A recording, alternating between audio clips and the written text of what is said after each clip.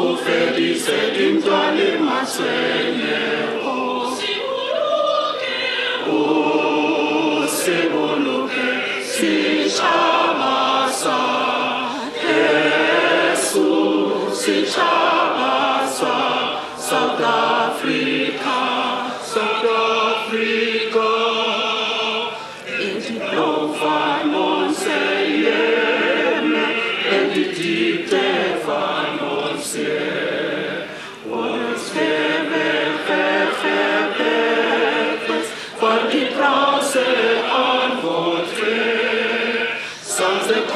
to come together and united we shall stand.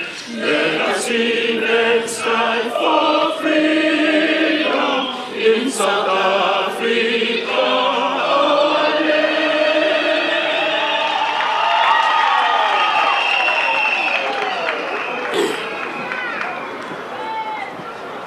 Let me greet you in the name of the Father, the Son, and the Holy Spirit. Amen.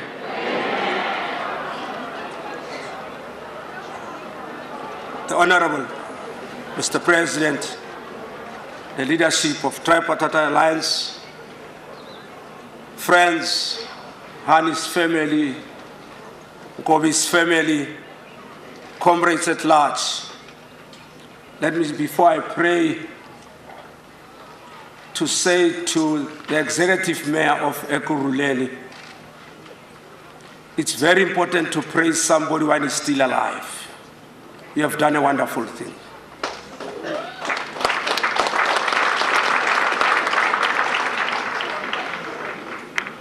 Kuyoba mnandi, kuyoba mnandi, kuyoba mnandi, nandi.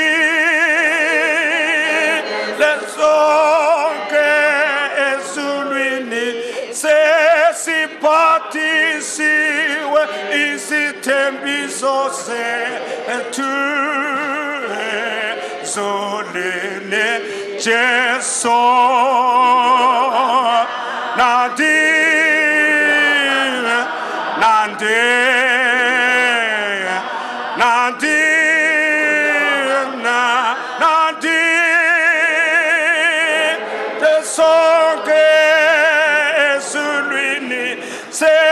siphathisiwe isithembiso sethu. Let us pray. Bengaquli amakomanisi, please. Sana change ingoma yami simply. Kuyoba mnandi ngale wemini sesiphelele nabo Christian. Sihlabelele ingoma ukuthi kumnandi. Sesinqobile. Thixo uhambe nathi kwade kwafika apha. And this is our Jerusalem. We are marching to that beautiful land where we will be honoring those who fought with pride and dignity for the liberation of this country. It is only now when we can say, may their souls rest in peace. And it is only now we can say they have run the race and they have accomplished the mission. Let us pray before I change my singing Mr. President. Even if they can say that umfundis wa shayito ito e pulpit, akse pulpit, akse msabalazwe. How can we sing our songs in the land of strangers? And it is only now in our land that we can sing our songs. Let us pray.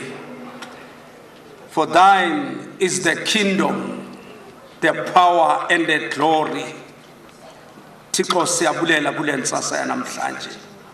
Almighty God, we are not ordering you, we are not instructing you, but we are humbling ourselves in front of you and say, yes, indeed, here lies our heroes. And today we are celebrating, we are honoring, we are respecting what they've done for this country. Mudimu ntate, mudimu mura, mudimu moyo halalelang. Rao lebu hao rifile sebaka sena sa ho ema mona ka lebitso le letle la morena wa rona Jesu Kriste molopolotli e motle. Amen. Amen. sibatshelile wema uyesu mkhonto wesi awusibatshelile wema uyesu mkhonto wesi uyesu mkhonto uyesu mkhonto uyesu mkhonto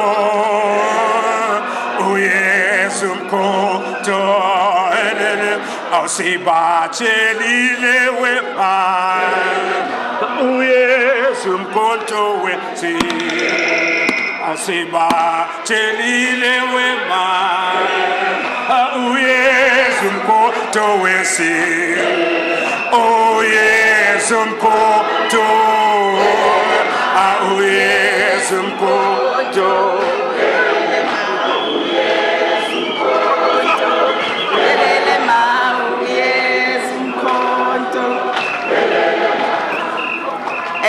Thank you very much. Siyabonga.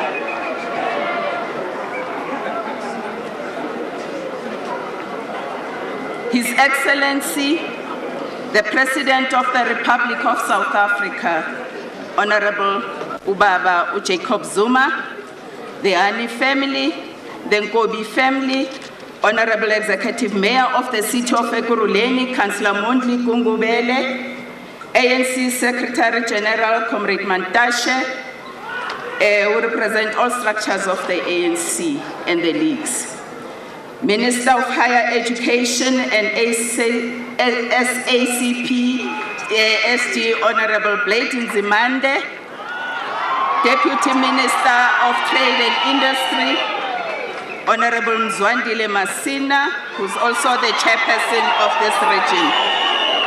MEC for Local Government and Traditional Affairs, who's also the provincial chair of SACP, Honorable Mamabulo. MEC for Sports, Recreation, Arts and Culture, Honorable Mulibatsi. Ambassador for South Sudan, His Excellency Ntate Philip Jada. Former executive mayors of the City of Ekurhuleni, Ubaba Utumankosi, Limme Ntombi Mihwe, who is now the Speaker of the Gauteng Legislature. The delegation of Chris Hani Municipality in the Eastern Cape, led by the Honorable Executive Mayor, Councillor Koyo, Acting Executive Mayor, Councillor Joni, standing in for the Tshwane Executive Mayor. MPs and MPLs present here today, FBOs and traditional practitioners present here today, the Alliance leadership present, the Chief Whip of Council of Ekurhuleni, MMCs present, chairpersons of the Section 79 oversight committees present here, political parties in council, the city manager and all senior management and our officials present here today, members of the media, Ex-Combatant Foundation represented by Comrade Brian Ndlovu, communities of Ekurhuleni present here and the public viewing areas, including those that are at home. Distinguished guests, ladies and gentlemen, I can see I have the Provincial Secretary of the ANC, Gauteng, Ntate Hope Papo. Protocol has been observed because I can go on and on. Good morning. The program director here today is the Speaker of Council, Councillor Patricia Khumalo. I will be co-facilitating this program with the Minister of Public Works, Honorable Thulas Nxesi, and let me take this opportunity and acknowledge his presence. We are gathered here today to preserve and commemorate the legacy and life of a great leader, Comrade Chris Hani, who was assassinated on our shores. The Ekurhuleni City Council conferred the freedom of the city to Chris Hani in 2006. Since then, our city has not turned back. Instead, we see ourselves growing higher, bigger, and bigger. I will take this opportunity to thank all councillors in our council who continuously support and give their commitment of ensuring that our leaders are remembered. Today we have seen His Excellency Honorable Tate Zuma unveiling the plaque. We also see the monument and also the wall of remembrance.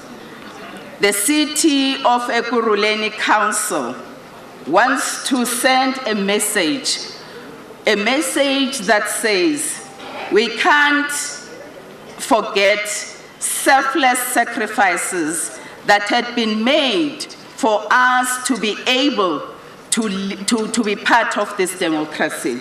And from time to time, we will ensure, Sis Dimpo, that we will always remember the sacrifice that has been made by a great leader like Chris Hani. A range of activities were planned to commemorate the life of this great giant, as Council declared the month of April as the month that must commemorate and preserve the legacy and the life of Chris Hani. With those few words, I would like to call upon the Honorable Executive Mayor of the City of Ekurhuleni, Councillor Mondli Kungubele, to come and give a mayoral address. Thank you very much.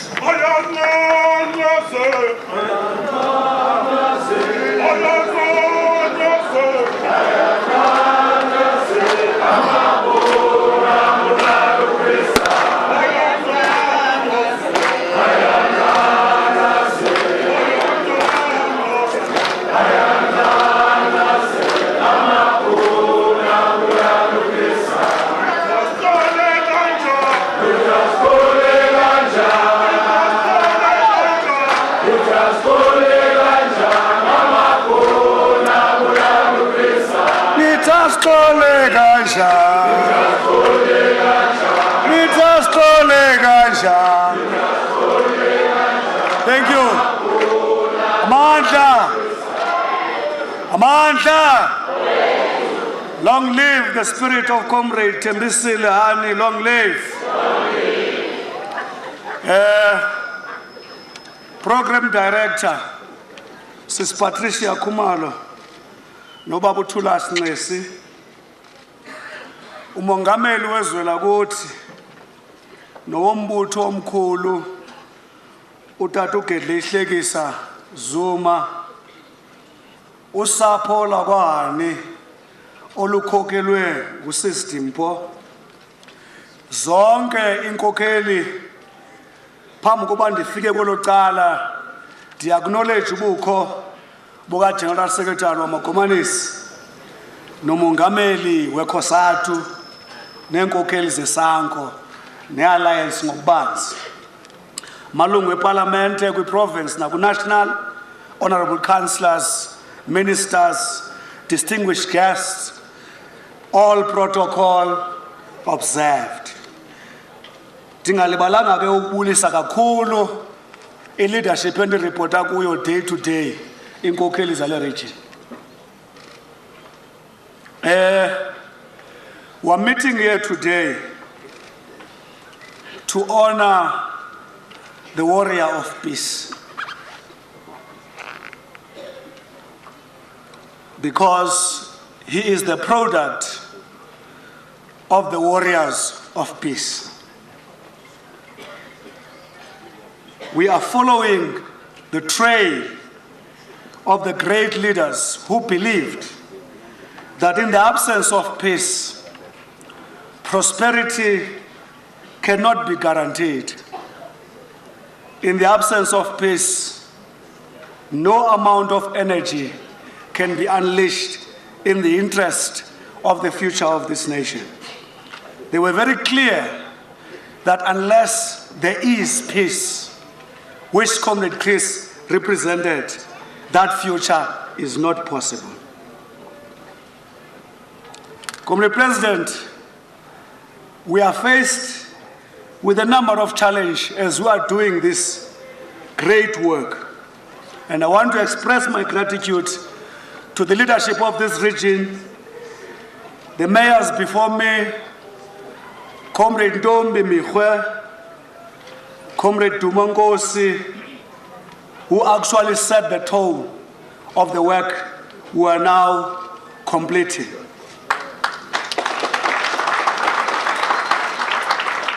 We deliberately do this because we want to make sure that as we move forward, we take a cue to the life that has been lived before us. Because when we take a cue from the life that has been lived before us, we are safe from leading a distorted evolution. Because the history before us is a critical foundation in its totality to ensure that the life we live forward is properly and balanced in being informed. Because the history that you follow and that informs you as you construct your future is a combination of what you don't like and what you like. But wise men and women would have actually shared with us distorting any element of the foundation of that history is a crime to the required balance of the evolution as governed by the set objectives for which all our people are sweating.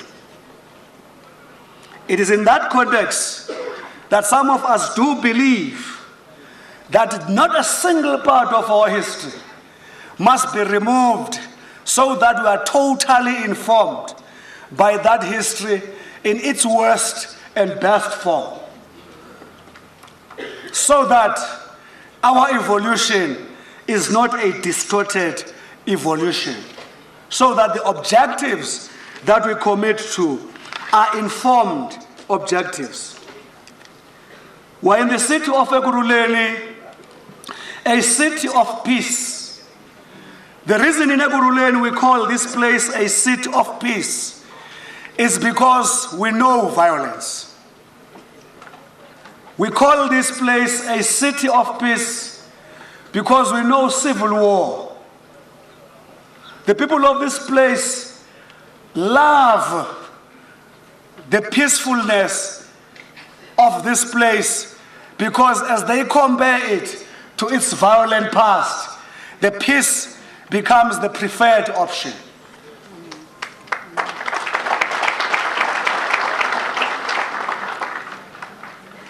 Again, it takes people who have not seen the consequences of mothers and fathers who lost their children, children who lost their parents, being maimed by a senseless violence, who still today speak about civil war because they have not interfaced with the consequences of a civil war.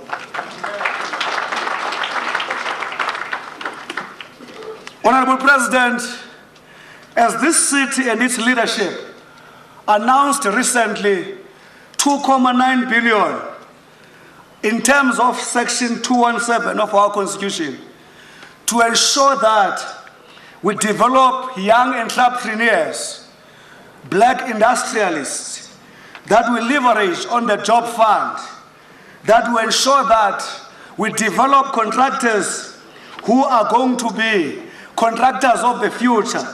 All of these ring-fenced from those who are historically disadvantaged.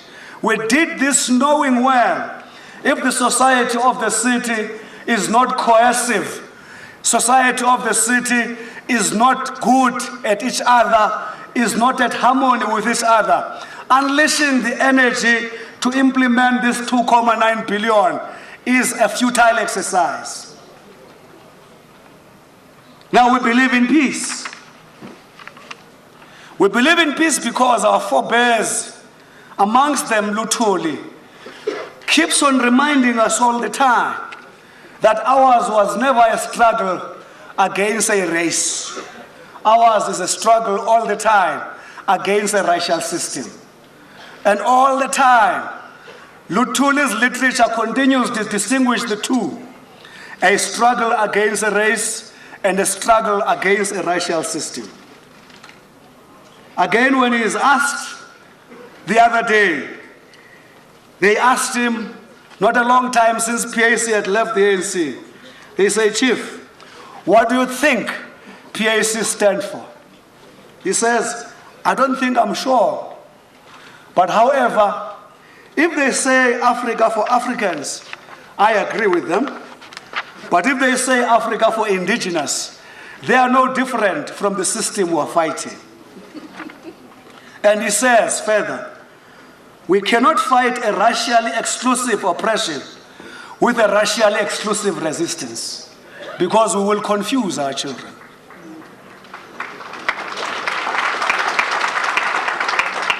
Now, how some of us respond to the debate currently is based on our understanding that, to the movement, the non-racial stance is not a compliance exercise, it's a national imperative.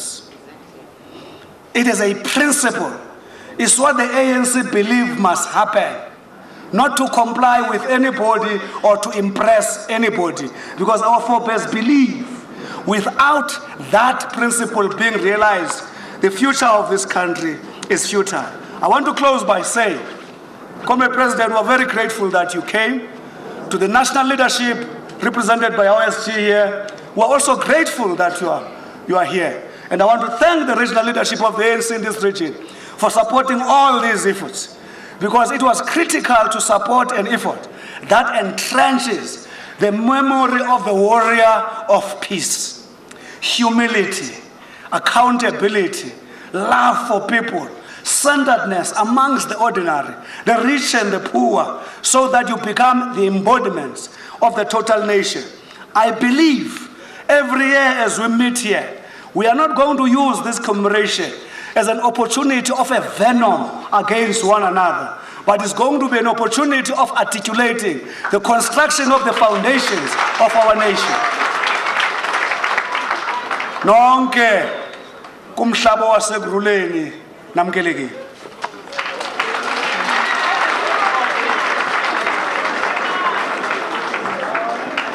Thank you very much, Honorable Executive Mayor, Councillor Monji Kungubele. Let me recognize the presence of Excellency Lesotho Consulate General, Mr. Mupete Sikamane. He's amongst us. Also recognize the presence of the regional leadership, Yamo Ekuruleni. Thank you very much, Executive Mayor. I also want to remind the audience today that in 2006, Council took a resolution to actually confer the freedom of the city to Chris Hani. With those few words, it is now time that we call upon the podium, we call upon Me Auswarona Dimpoani to come and address us.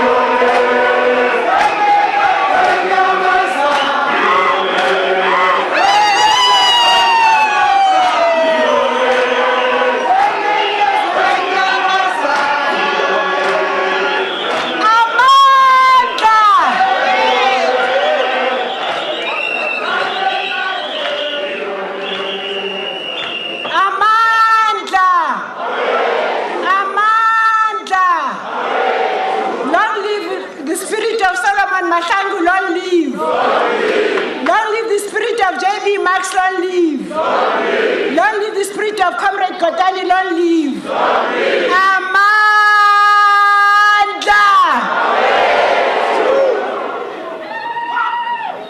Program directors, President Jacob Zuma, Comrade Mayor, General Secretary of the SACP, Comrade Blade, Comrade Dlamini from Cosatu, Sanko leadership, cabinet ministers and deputy ministers who are present, MECs, comrades and friends, all diplomats present, if you can allow me to say all protocol observed.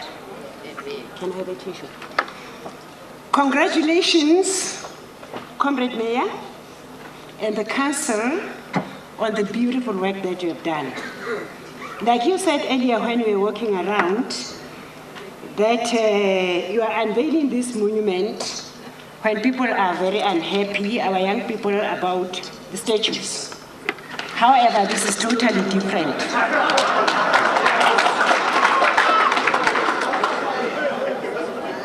Comrades,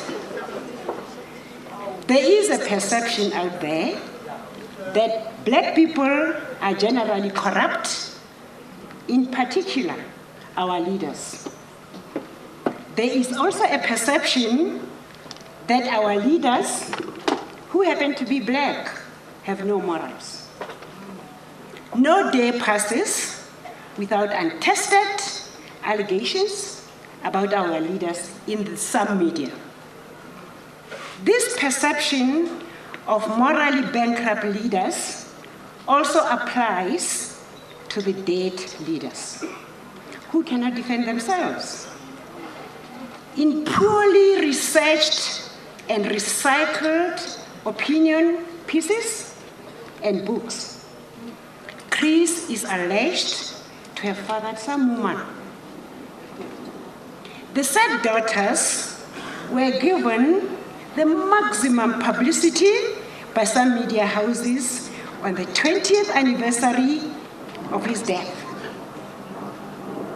I guess to come up with something negative about Chris, because blacks, they're strange human beings. I consulted my lawyer about these allegations of the two women, and my lawyer employed a private investigator. Among the many things that the private investigator discovered are Vanessa Hani, her real name is Pindile Madonsela, who is a Mozambican national who fraudulently obtained a South African ID. Now I want to address the press here. Our journalists, you are lazy to investigate. You love what I call sensational reporting.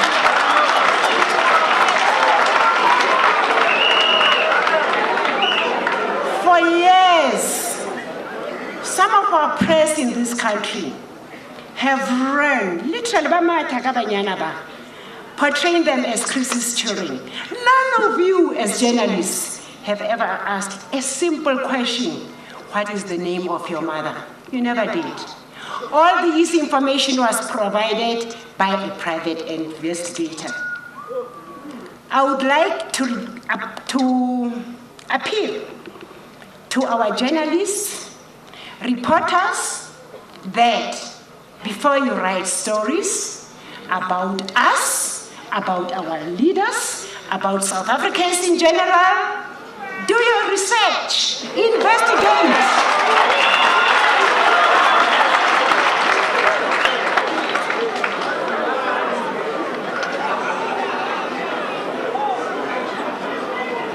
These two women have been telling all of you that they are sisters. The PI has done homework. They are not related at all. As I told you, the so-called Vanessa Hani, her real name is Pindi Madonsel. And I'll give you free information. You know where she got fraudulent ID? In KwaZulu-Natal, Nohar. Okay. But Since the president is here, and I've been taught to respect my leaders, I will not say the things that I really wanted to say.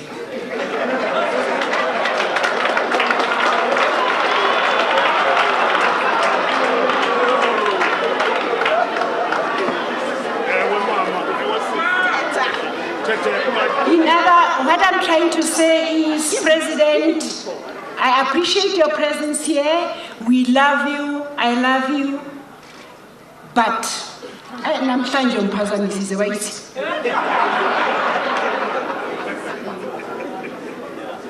with the information from the private investigator, I went to the Department of Home Affairs to request, I'll tell you how private investigators operate. They get information in different ways.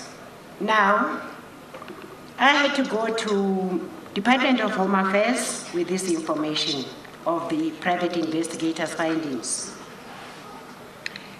I got a response from the Director General of the Department of Home Affairs dated August 2014. I will not read the love letter, all of it to you, but I'll read the relevant parts. And whoever wants the copy of the letter, I'll make 1,000 copies. You go to SACP office. I'm sure they'll be able to help me. They'll distribute the letter.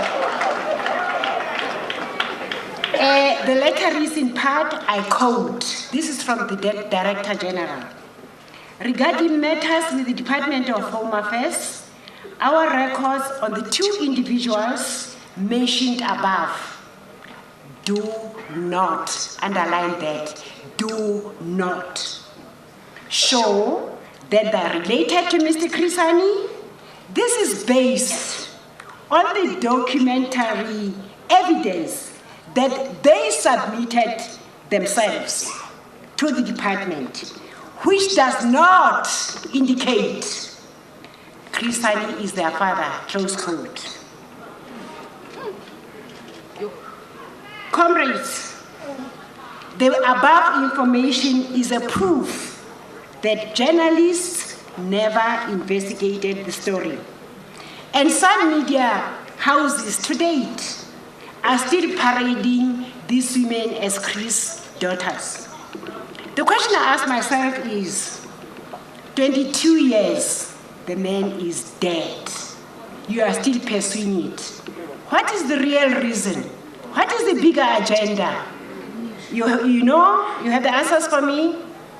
I deal through the SACP office. You go and talk to them, they'll pass the information, but I want to know the reasons. I want to believe when Chris died, I'm not emotional, I thought about it.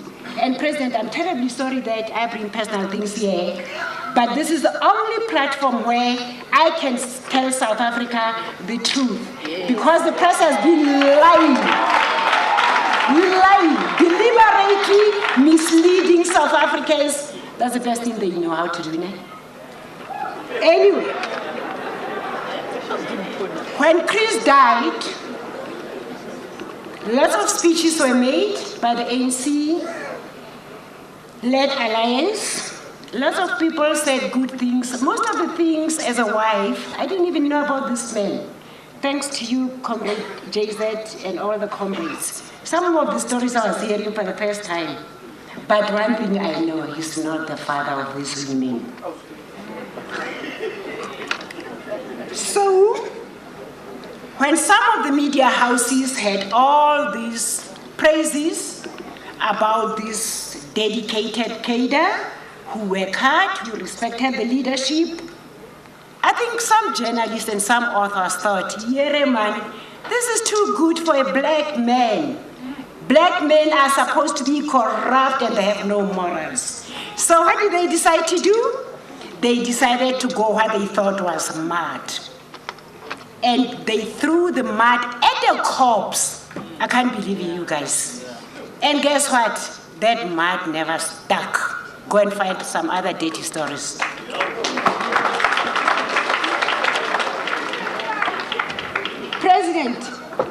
a tsoa nje ha o tsoa makgowa a ngola ka rona ba ngola ka rona ha ba re botse ha ba confirm gore na ntho tse ba di ngolang ke nnete.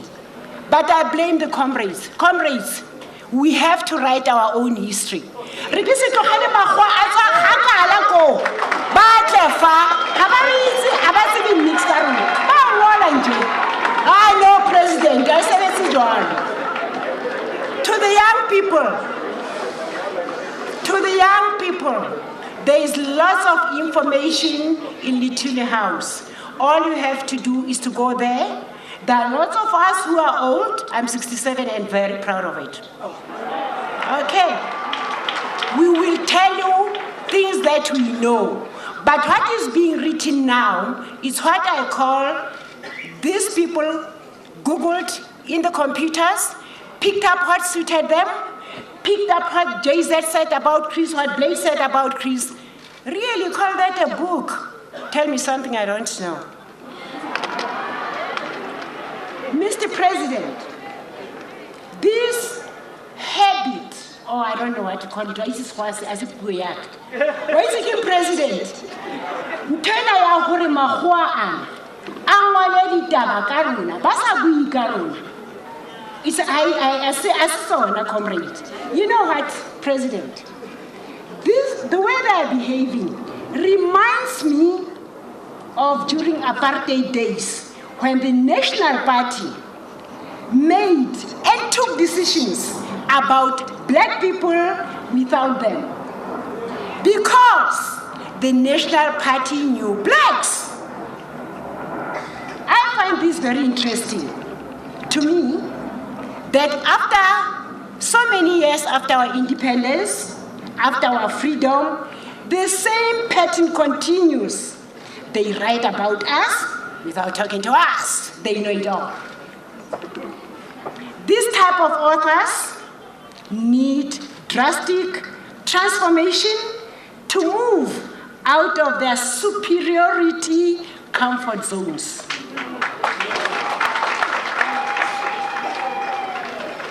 There's lots of funny things that were written.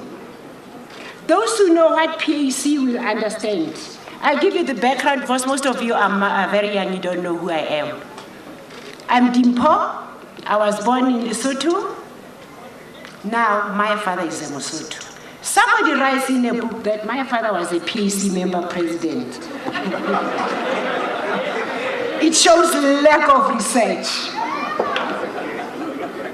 And my father is dead no harm. May his soul rest in peace. Amen. Amen. In one of these famous pieces, someone like Bari, ke kopani, ibile ke nyalane le Chrissy Lesotho. President, when I was I don't have to justify or confirm anything, but I'm just trying to illustrate journalists and reporters that before you take your pen, write whatever you write, check your facts. Comrades, I believe in the freedom of the press. However, I have found out that some journalists write stories which have not been researched, which have not been investigated. I find that some journalists reporting are totally reckless, insensitive, malicious, and totally irresponsible. I believe in the freedom of the press with responsibility. Comrades, the ANC is under attack, and we have to remain vigilant and united. We should not be fooled by the press that singles out the president for attacks out of ANC collective.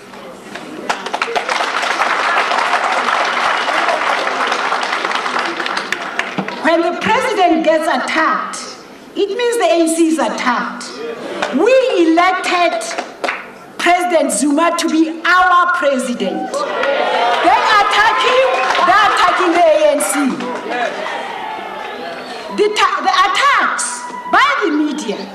on our leaders have everything to do with the principles and values of our movement. The attacks on our leaders have everything to do with the president's decision to create black industrialists and to empower black business. President, I'm Mereko Hautati. Baweza khomo ya mushati. Wa itlosa uphosa. Wa yeza uphosa.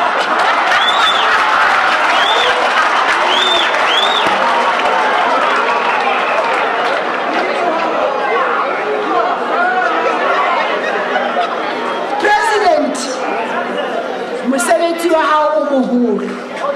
Empa ntho tlameha o itsebe. Ho khathile. Ha wa khatha ke bona ba. Ho khathiwe ke rona ma ANC. And decided we are going to lead us. And o tla re leader ba rata ka ba sa rata. Backward, never. Pili ya pili li tlasa mathata. Amandla.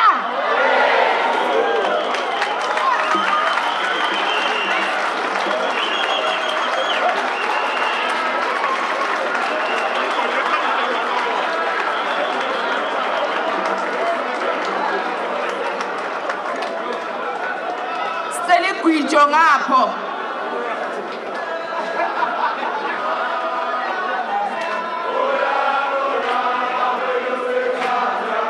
Oh ya runa. Oh ya runa.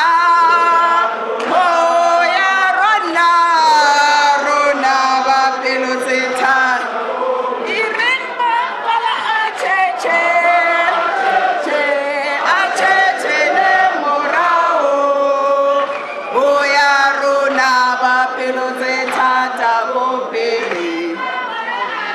Bakwala acheche le morao. Oh ya rona ba pelo tse thata. Oh ya rona.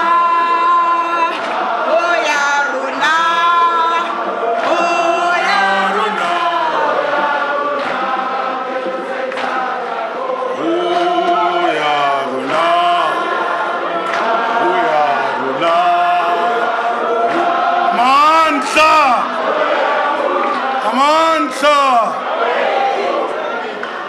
Long live the spirit of Chris Hani, long live.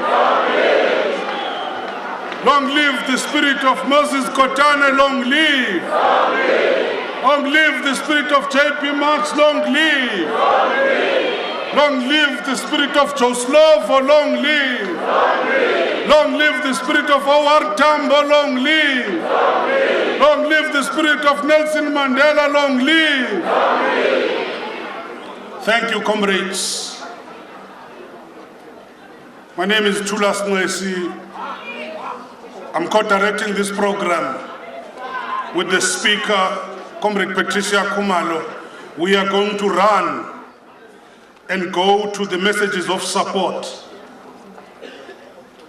If you look into the messages of support, they represent something. Because at the time of his cold-blooded murder, Comrade Chris Hani was the General Secretary of the South African Communist Party. And the memory of this soldier of peace, as the mayor is saying, does not belong to the communists alone. However, there are attempts today to disregard Hani's communism or to make him out as a rebel against the liberation movement. But Hani was a very normal member of the liberation movement, and in all respects. That's why you are going to hear from the speakers who are going to come, and who are going to run. All others, before we come, there's only one keynote. There's one keynote, we will give a concession to the Communist Party. All others, we're going to give them 5 minutes for their messages of support. The first one, Dipete Mosgogo, I'm going to call you YCL to do 3 minutes. Abanye abantu abayazi. Abanye abantu abayazi. Abanye abantu abayazi. Yo, YC. Abanye abantu abayazi. Amandla. Amandla. Away, two.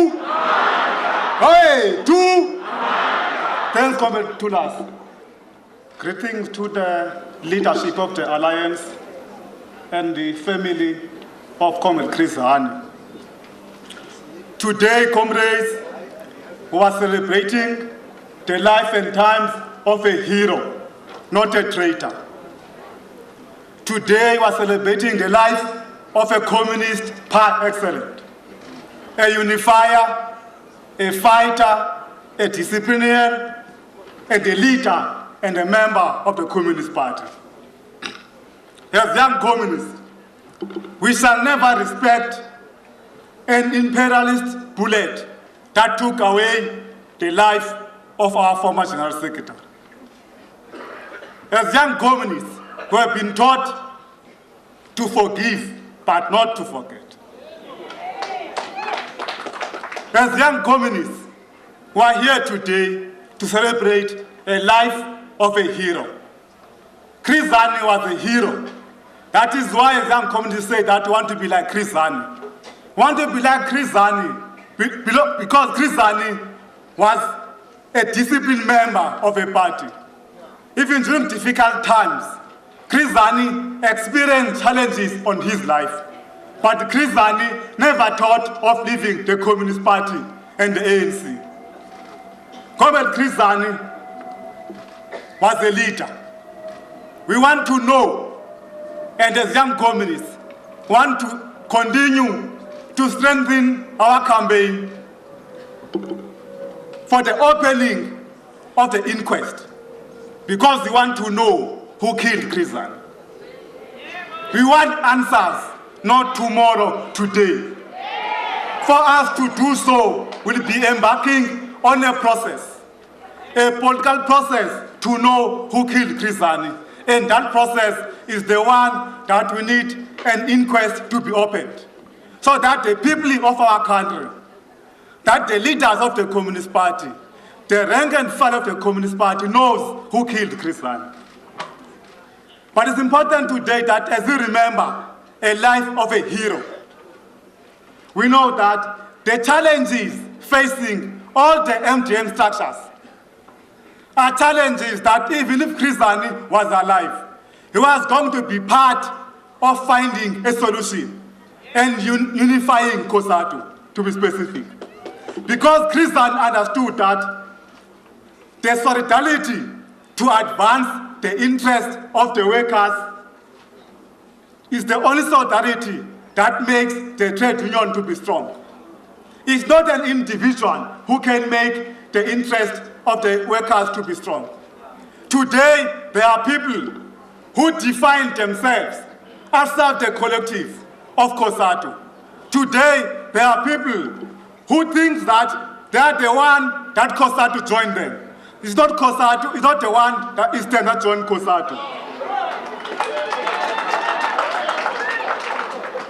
Comrade General Secretary of our party,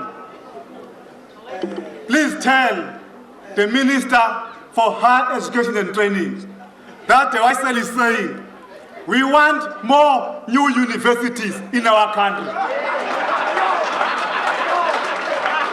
Part of those universities, one must be named after our hero, Comrade Chris Hani. Comrade, yes, we also support a call that will convene a summit that will focus on transformation on education. It has been currently, there's been an issue on the issue of statues, the statues revolution. But as young communists, we need more our concern is not only about the removal of statues, it's about the transformation of the education in our country. Comrades, today, in this minute we've been given, we want to be like Chris Hani. We understand the responsibility when one wants to be like Chris Hani. We understand that our task currently is not to find more Chris Hanis, but is to continue to bring their ideas in life in our lifetime. That is why we say as young communists, we want socialism in our lifetime, and whatever we do it for the revolution and nothing against the revolution. Amandla! Thank you, Comrade YCL. We will run, and we are requesting Comrade Commissar Bafana Mahlabe to come and stand for the MKMVA, and will be followed by Sanko, and the Speaker of Sanko must also come forward. MK, Sfagelingo.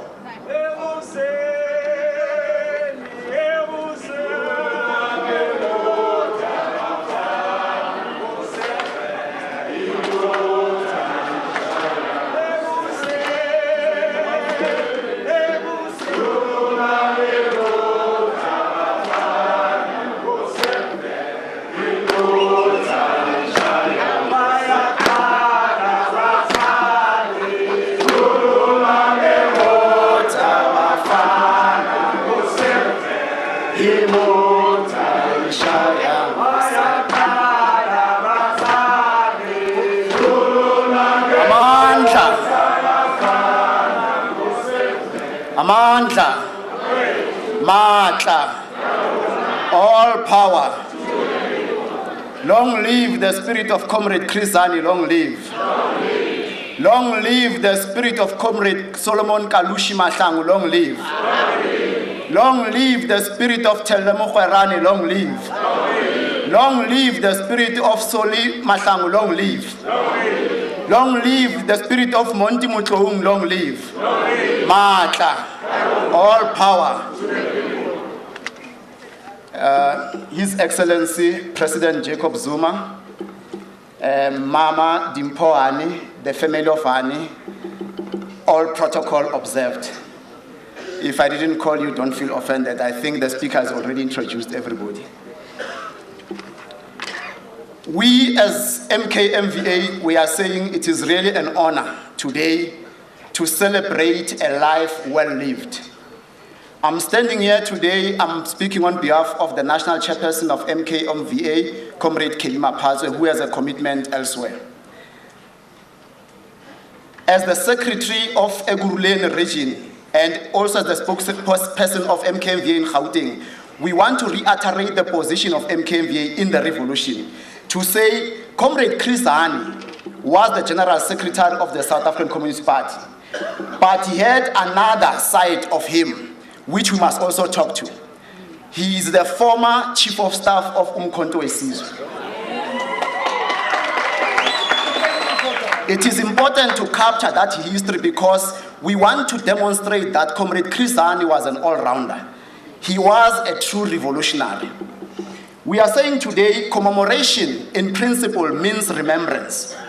Now if commemoration means remembrance, it means because Comrade Chris Hani has lived his life, we, the remaining ones, how do we remember him? We owe it to his legacy by making sure that whatever it is that we do today, being a liberated country, represents the values and the system that he lived for. Now, one of those characteristics is selflessness. It is shocking today that in the revolution, people always shout the slogans of Chris Hani, but the life they lead in political circles is a life of selfness, not selflessness. Now, if you live a life of selfness, not selflessness, you are doing the opposite of what Chris Hani did. Comrade Chris Hani is an embodiment of a disciplined cadre of the movement. Those who knew him even in the trenches of Angola, I trained in Angola in the camp called Kibashi.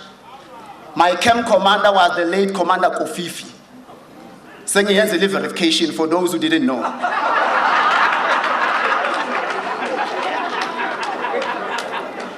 I was personally recruited into the South African Communist Party by himself, Comrade Chris Hani. We met in Uganda in a camp called Dr. Hugo Nkabinde. The reason why I'm saying this is because I want to make clear to other people that, in fact, as it is fashionable today for people to be in the party, in the past you were recruited into the party. You were recruited from the ranks of the African National Congress as an advanced cadre. So in other words, the party would observe you in the ANC, your conduct, your leadership, and your contribution, and only then they would recruit you into the party. But today, we need also to differentiate, comrades. You are not a member of the ANC because you wear a yellow t-shirt. You are not a member of the party because you wear a red t-shirt. It is worse now because there are other counter-revolutionaries who are wearing a red t-shirt. Therefore, you need to distinguish what you wear now. You need to understand yourself.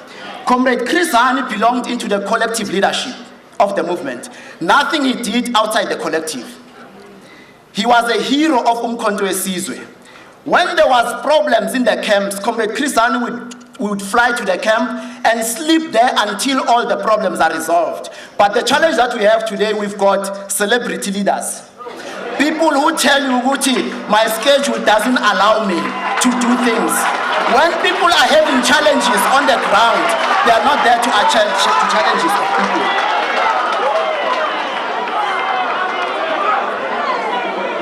Chris Hani was a revolutionary, a true revolutionary.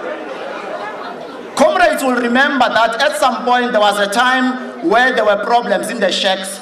You would see Comrade Chris Hani and Comrade Winnie Mandela bangena edageni bayosolve ama issues wabantu on the ground. But today we have a challenge that some of the comrades that we produce, it's all about me, and me. Nothing about people. Comrade Chris Hani was an intellectual. I'm not talking about somebody else, I'm talking about Chris Hani. He was an intellectual of note. A person who understood that for him to lead, there were people behind him who had to be led. And for you to be a leader, you must not walk in front of the people, you must walk beside them. Because if you walk in front of the people, you are going to lose touch with the issues of the people on the ground. Comrade Chris Hani was characterized by humility. Humility is something that is lacking today in the revolution. I am challenging all of us, in myself included, that for you to be a good leader, you must also be humble. Because humility will take you to places. He was an activist of the poor. He was a national asset. I hate the assassins, those who assassinated Chris Hani, because they didn't realize that they were robbing the nation of a national asset. He was immaculate in everything that he did. As I close, I want to say to all of us, MKMVA is here today to commit itself that we are going to defend the revolution. According to Vladimir Ilyich Lenin, I want to repeat this one. According to Vladimir Ilyich Lenin, he says fighting a revolution is one thing, but defending it is yet another. Therefore, 1994 was not the end of the revolution, but a beginning of another process. Amandla.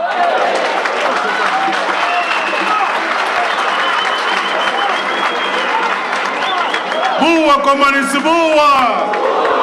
Buwa komanisi buwa! Likhulumi lisosha bagwethu. Comrades, His Excellency President, the Hani family and the leadership of the Alliance. Let me quote from Buwa Komanis. Let's remember Chris Hani not just as a face on the t-shirt, but what he stood for. That's what the latter speaker has just said. But a true communist, a leader of the ANC, a proletariat internationalist who was amongst the poor, amongst the workers, amongst the intellectuals. I'm told that the Sanko is not here. We will move if Sanko is not here. Any speaker from Sanko is not there. We will now call the president of Cosatu to come and address us. Manyana ni basebenzi. Manyana ni basebenzi. Manyana ni basebenzi. Manyana ni basebenzi. Bayikama lenhlangano Cosatu, ikhona lenhlangano sebethi khona lenhlangano oh bikhona lenhlangano mandla viva the South African Communist Party, viva. Viva the African National Congress, viva. Forward with the ANC-led alliance, forward. Forward with the ANC-led alliance, forward. Viva Cosatu, viva. Thank you very much, program directors, the head of state, the President Baba Jacob Zuma, the Hani family, in particular, Umama, the leadership of the alliance as a whole, the SG of the ANC, the General Secretary of the Communist Party. With all that has been said, we just want to add a voice of Cosatu in memory and in commemoration and in the celebration of the life of our hero, Comrade Chris Hani, the embodiment of the alliance through the person. We are here today to express indeed our joy, our gratitude that we continue to learn from that leader. Amongst other things, we continue to learn from him is what we call democratic centralism. When a decision has been taken by an upper structure of an organization, that decision is binding on all the lower structures of the organization. When a decision has been taken by an organization, even if I, Dlamini, was not happy with the decision, because it has been taken by the structure, I have a duty to stand and defend and pronounce on the decision of the organization. We stand here today, Cosatu is going through the challenges, as everybody says, but others would not appreciate the density of what we faced with. You need to come more closer to understand what has been happening over the past few years. And I'm not gonna bore this very august occasion about the details of what has been happening. All I can say is that the movement, the Congress movement, is indeed under severe attack from outside, from inside. If we delay and continue to deter and continue to talk manga about this matter, we shall regret it. We are under attack where people would have resolved that it is now the time for the alliance to go. They say the time of the ANC-led alliance is over. It's time for a new thing. We try to listen to them. What is this new thing? You can't understand. Call it a united front, I don't understand. Call it all the other names. I call it the seven snake-headed thing. It's a snake with 7 heads.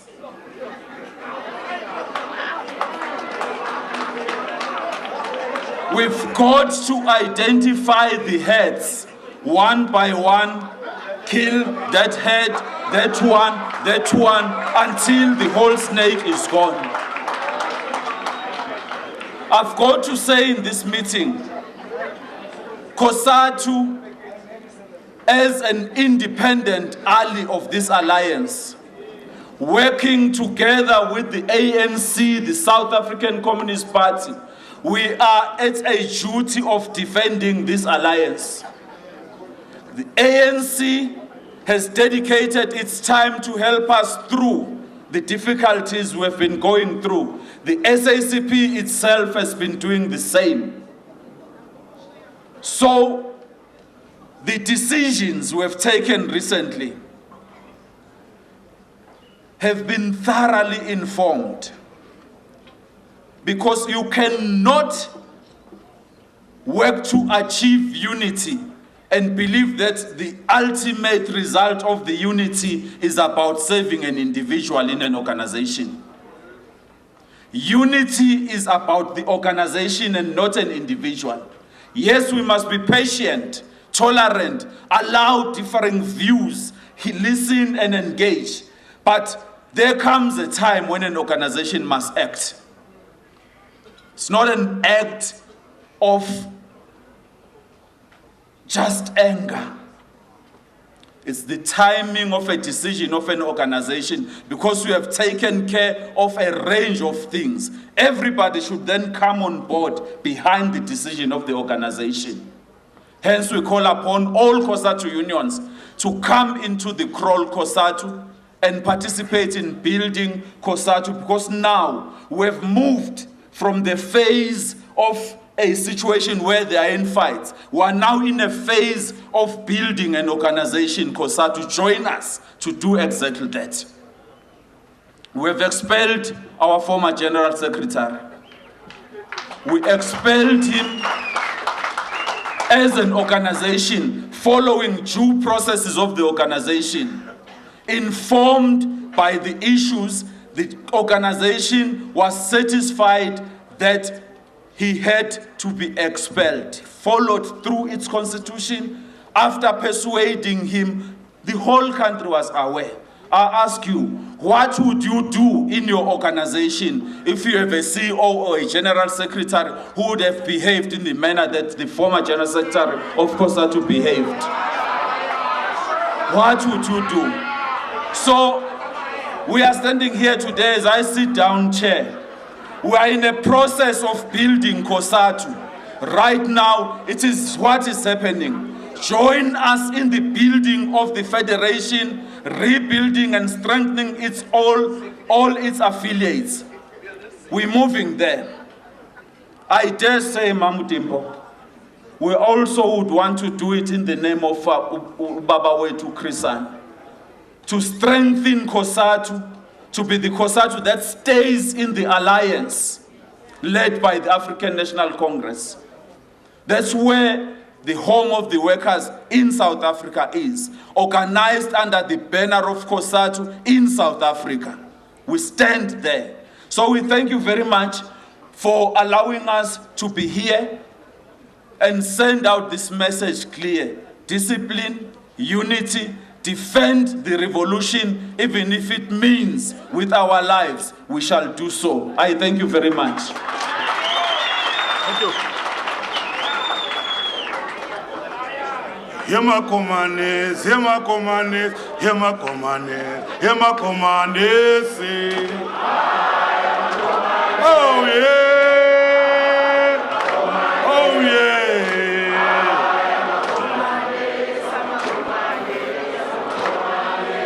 Hemakomane, Hemakomane, Hemakomane, Hemakomane, say. Oh yeah, oh yeah.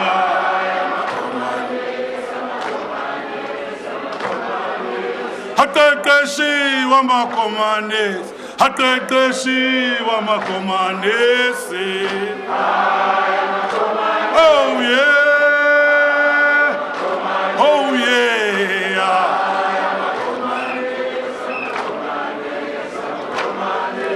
Atanduko lamakomanes, Atanduko lamakomanes. Oh yeah, oh yeah.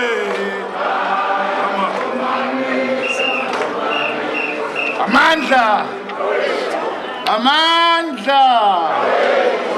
Long live the spirit of Martin Tembisile Hani, long live. Long live the spirit of JP Max, long live. Long live the spirit of Moses Kotane, long live. Long live the spirit of Dorata Mana, long live. Amandla. Comrade, Program Director, thank you very much. Let me start by greeting the President of the ANC and the President of the Republic, Comrade Jacob Gedlehlekisa Zuma. Greet Austimpo and the family, the entire Hani family. Comrade Gwede, our Secretary General of the ANC, I have to greet him. If I don't, he won't call the next meeting of the Alliance Secretariat. Even if the President is there, I have to make sure so that the Alliance is functioning. The President of Cosatu, Comrade Dlamini, and all the other leaders, comrades, and all of you who are here today.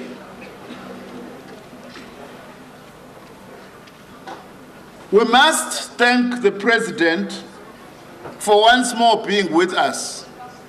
As the Communist Party, we have been coming to this cemetery literally for the past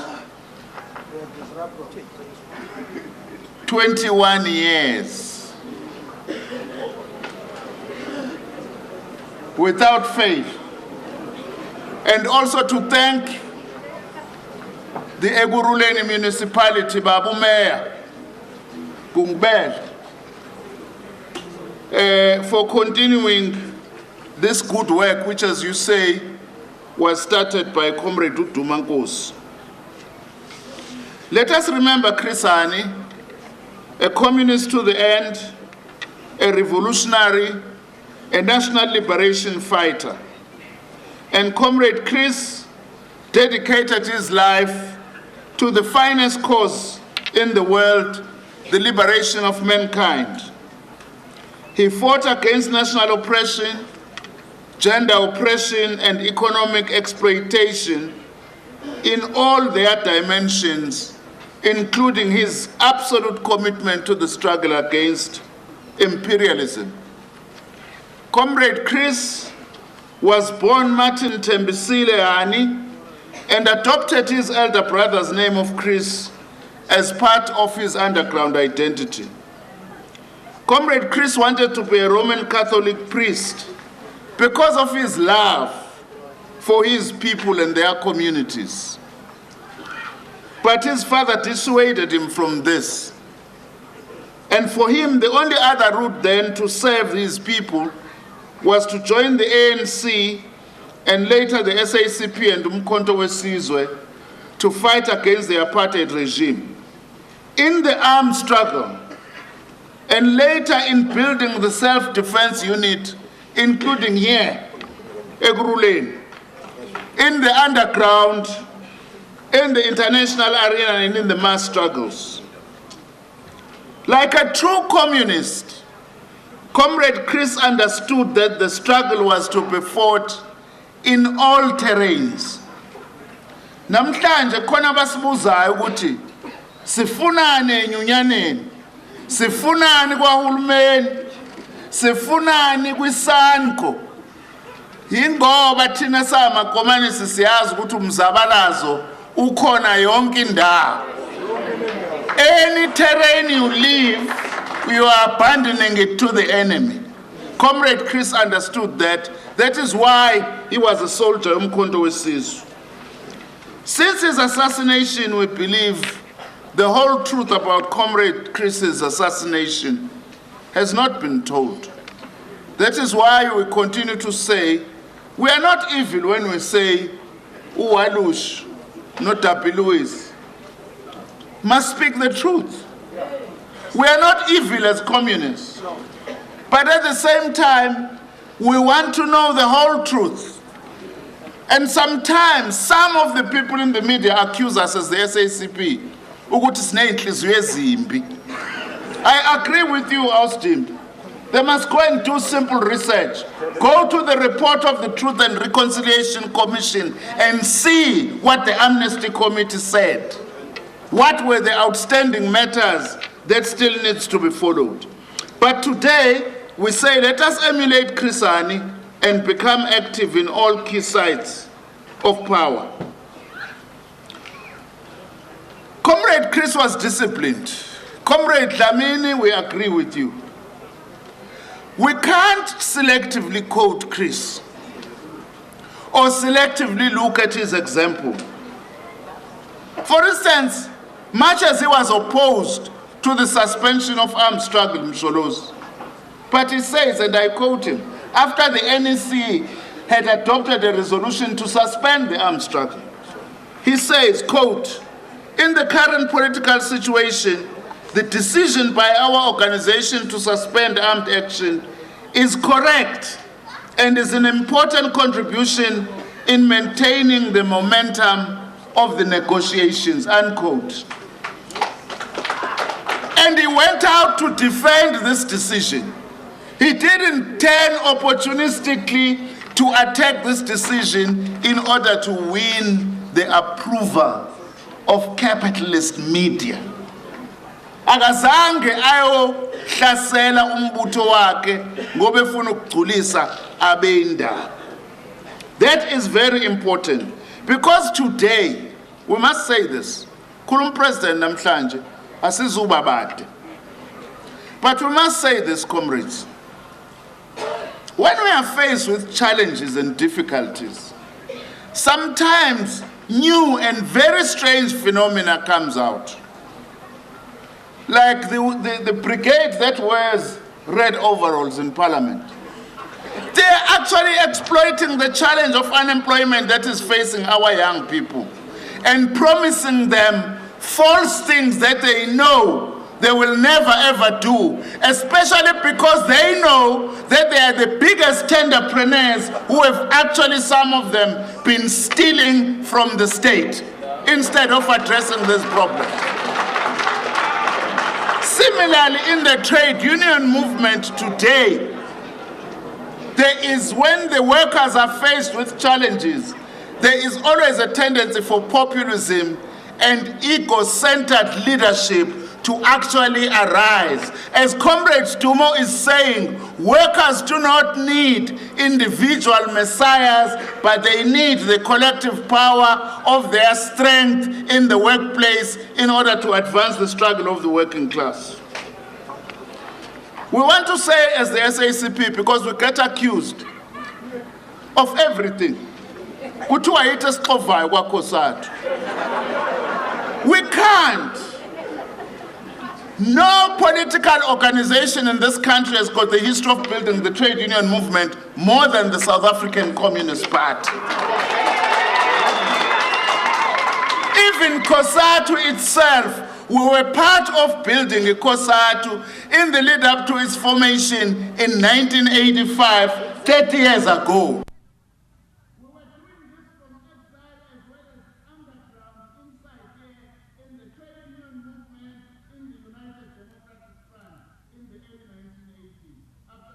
Of the UDF in 1983.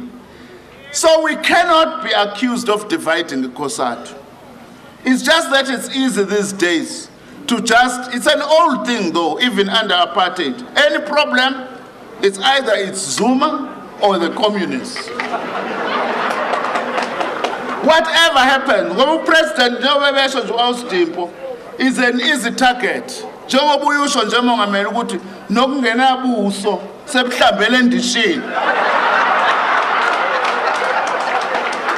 want to say we agree with Cosatu that the decision that Cosatu has taken has not been an easy one. It's not nice to fire your general secretary. We agree with that. It's not a good thing. But what should we do as allies? We should aim to support the strengthening and the unity of Cosatu as the federation, and be able to confront whatever challenges that Cosatu is facing. We now must not fragment ourselves, but we need to unite ourselves and unite the federation. The struggles we face and the challenges we face today also require maximum unity by our alliance. Let me just say the last two things, Chairperson and comrades. Like the YCL, as the SACP, we welcome the debate about the symbols of colonial and apartheid oppression. But what we do not agree with is the smashing of those statues. We must remove those statues that are offensive, create apartheid parks where we can go through and explain one by one who was Cecil Rhodes, who was Verwoerd, so that our future generations can understand where we come from. This opportunistic thing of smashing statues is also against education, by the way, because we must use those statues to advance education, even research about where we come from. But this debate about statues, in fact, needs to be deepened, as the YCL was saying. But also, by the way, it's about the necessity for cultural transformation in this country, and also to confront the dominance of white liberal values in our universities and in the media. It's time that we confront this and liberate ourselves from the colonial intellectual heritage. As South Africans and the majority of the people of this country, that is where we should take this debate. Also, lastly, comrades, we want to plead with our communities. Do not attack our brothers and sisters who come from the rest of the African continent. What is the cause of the problems that we face? We need to be uniting as the working class, irrespective of country of origin, instead of dividing ourselves. As the South African Communist Party, we say we understand the challenges faced by our communities, which we are seeking to address as this alliance and in this government. And we are saying let's work together to build a better South Africa and not take our anger to people who are not responsible for some of the challenges that face us. Amandla!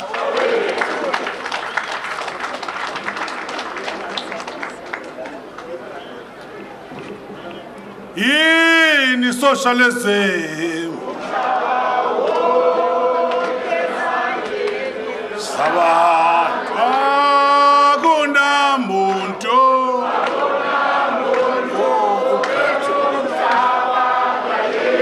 Yini socialism? Oh, desante. Sabat akuna muntu.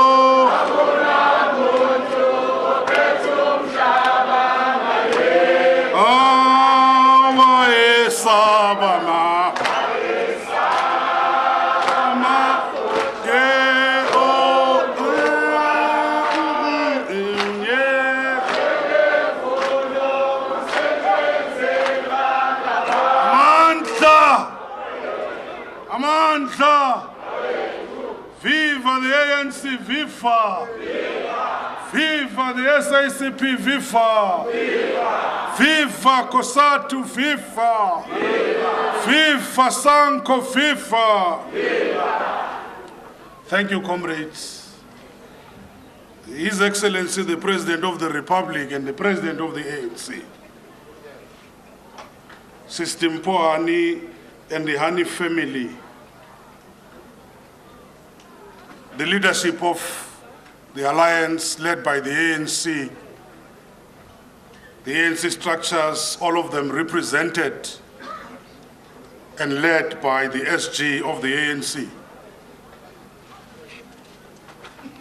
The GS of the Communist Party and all the party leaders and structures who are here. Executive Mayor of Egu ruling and all councillors, excellencies, the ambassadors who are here, and all protocol observed. Before I step aside, I have my short message, and I just want to congratulate the Mayor of a ruling for the good work which we are seeing today. How we wish that all the mayors, without looking upon the national government, can start such initiatives at their various councils, but also recognize the various local leaders. To us, it will change the discourse of the statute, but it will be the discourse about what our leaders and our guerrillas stood for. If we do it all over the country, we focus the debate of our people. We hope, therefore, that others will emulate this good example which we are seeing here today. Let me just say for now, this is the time where we're going to call the SG of the African National Congress, who will introduce the main speaker, of the day, and the keynote speaker of the day, who will be speaking for all South Africans and all structures of the movement. SG.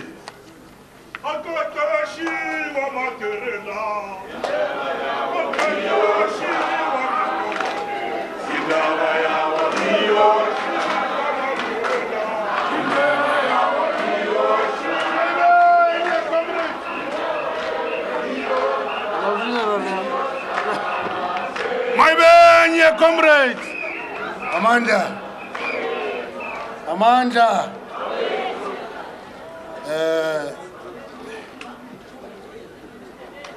Comrade President,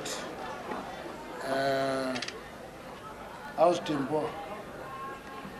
Kaloku kangusisi asikubiza comrades, kubiza house oko. All the leaders here.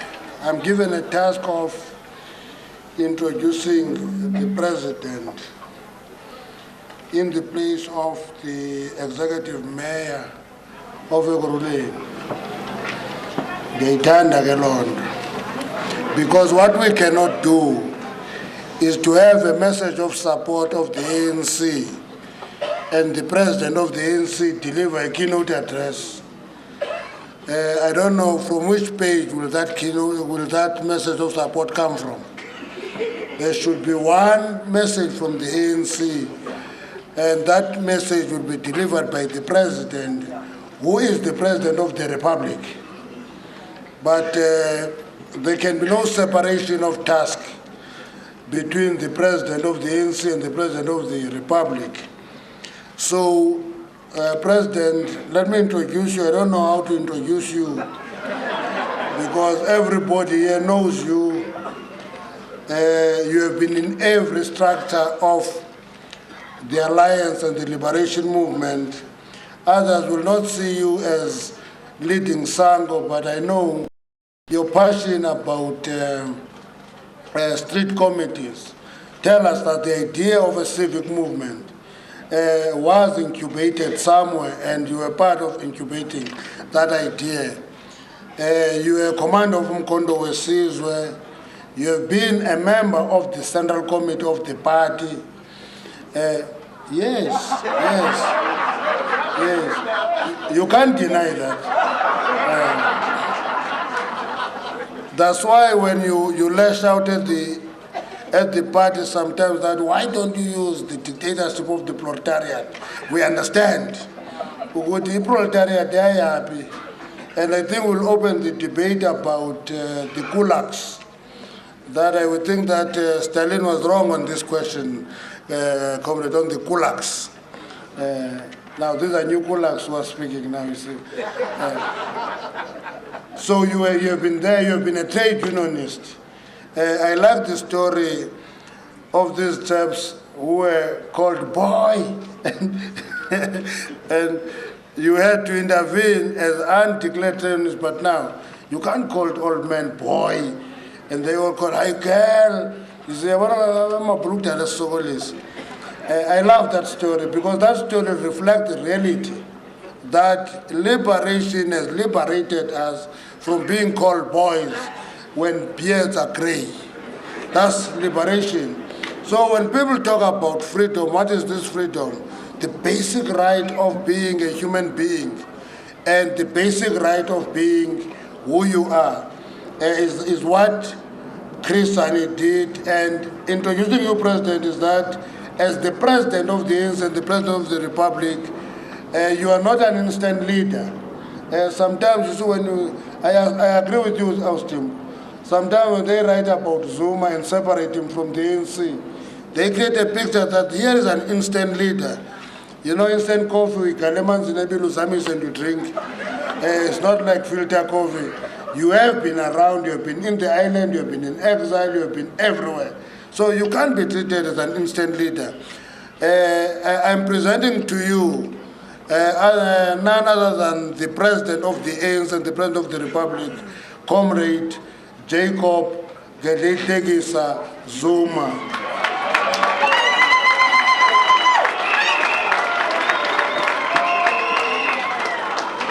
I know you want me to say His Excellency, President, His Excellency.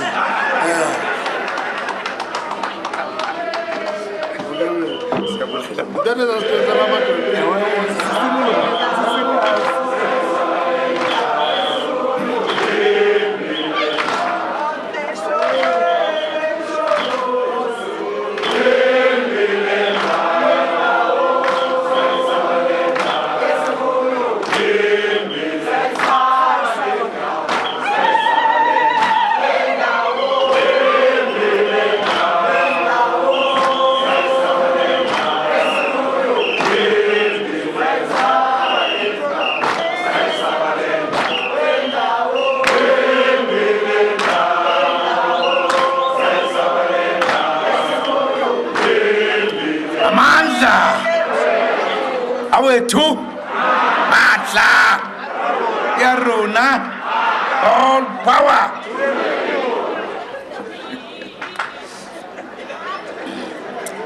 Thank you very much. Comrades, directors of the program,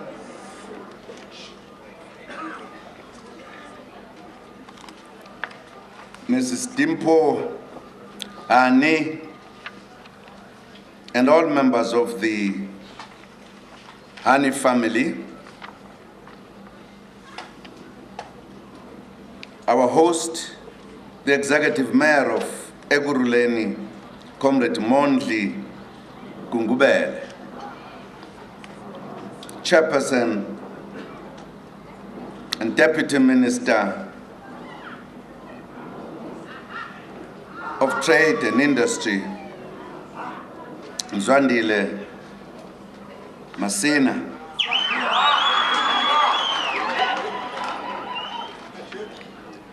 Secretary General of the ANC, Comrade Gwede Mantashe, and all ANC leadership present here. the General Secretary of the South African Communist Party, Comrade Nzimande, and the leadership of the party, President of Cosatu, Comrade Dlamini, and the leadership of Cosatu present here.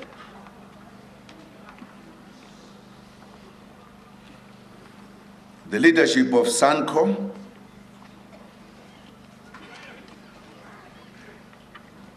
ministers, deputy ministers, MECs,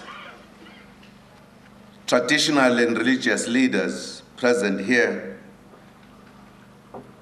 comrades and friends, fellow South Africans. Each year, we come together on the 10th of April to reflect on the life and times of Comrade Thembisile Christiani, who served this country and its people selflessly. This celebrated leader of the ANC and the SACP and our people as a whole, and a soldier and chief of staff of Mkondo Wesizwe, dedicated his life to the struggle for freedom, equality, justice, human dignity, and a better life for all the people of South Africa. Unlike 22 years ago, on this day when Comrade Chris was brutally assassinated by those who sought to delay our advance towards a democratic order, we have converged here no longer to mourn his death, but on the contrary, to celebrate his life. We are indeed celebrating the life of a committed patriot who lived and died for the freedom of his people. We reaffirm that in spite of what his murderers sought to achieve, the spirit and ideas of Chris Hani live on and will do so for generations to come. It is this spirit that inspires us when we look back at the glorious, relentless, and victorious struggle of our people for freedom and justice.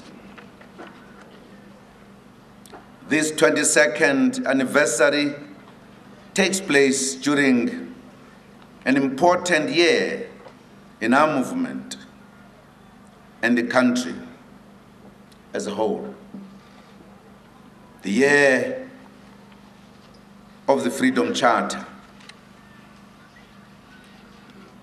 Comrade Chris so believed in the Freedom Charter that he once said in an interview, and I quote, "It was important to have an ANC which accepted the Freedom Charter, which committed itself to the implementation of the Freedom Charter. And we felt that the Freedom Charter was a revolutionary document in terms of the struggle for national liberation and democracy." Close quote. It is against this background, therefore,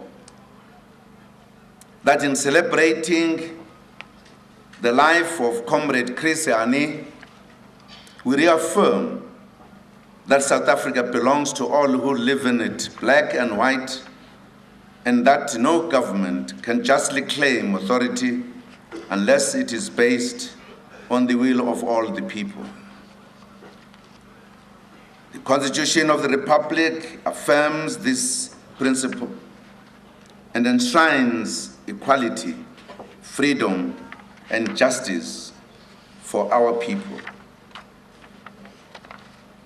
The Constitution also enshrines the creation of a better life for our people through the inclusion of socio-economic rights such as the right to water, sanitation, quality education, and health care, and other important basic services.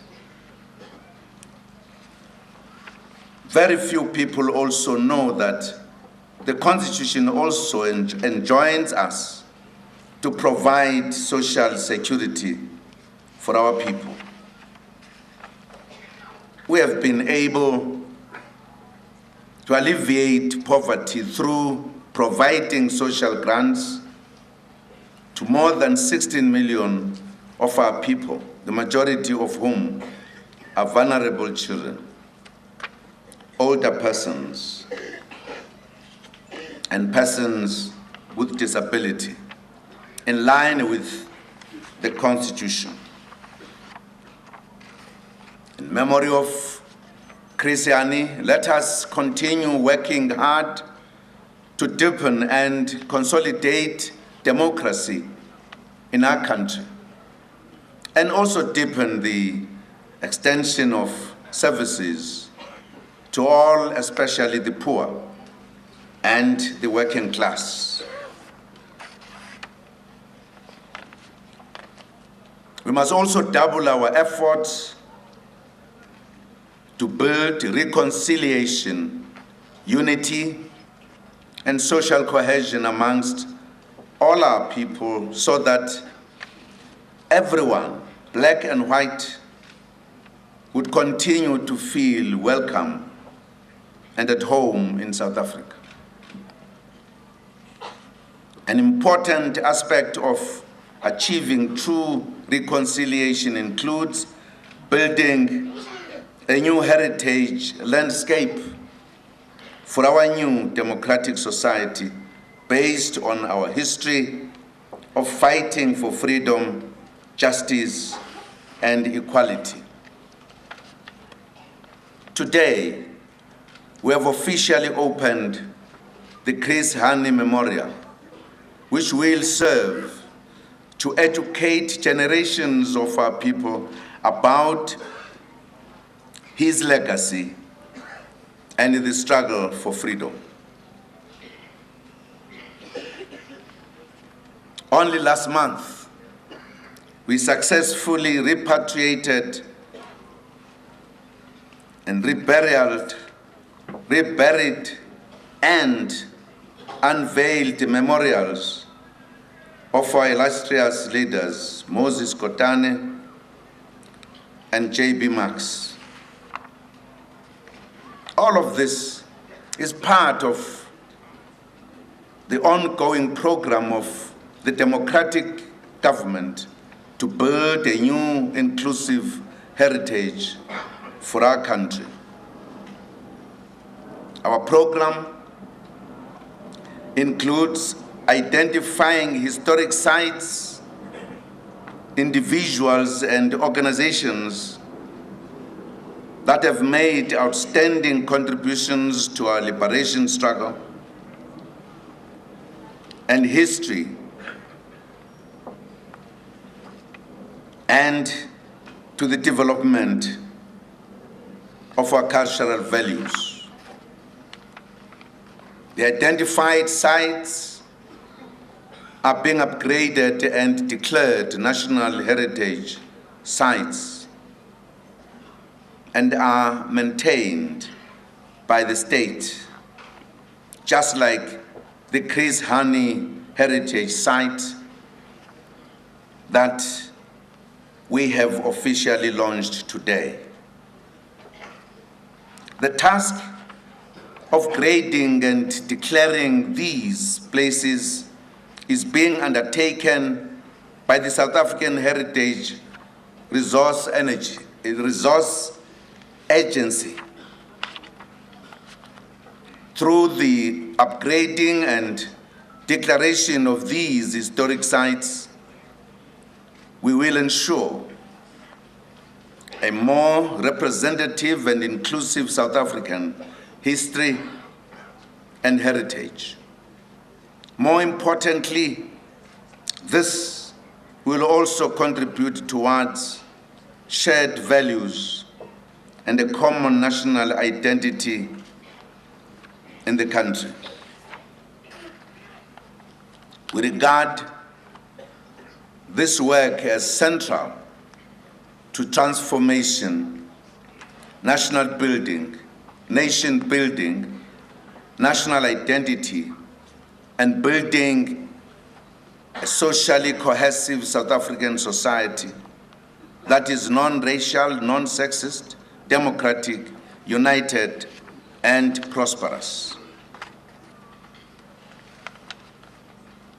Furthermore, the building and maintenance of new monuments and historic sites has a greater potential to stimulate economic activity and create much-needed jobs in communities where these sites are located.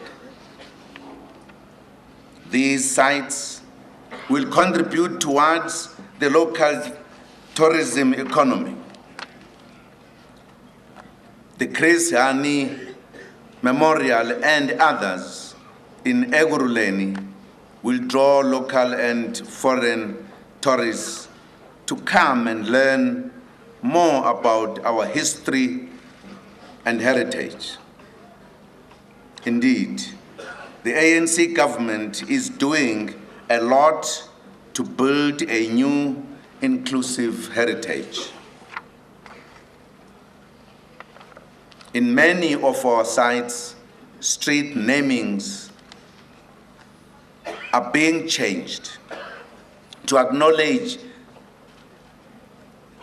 the selfless freedom fighters who sacrificed lives, comforts, so that we could be free and live in a democratic South Africa.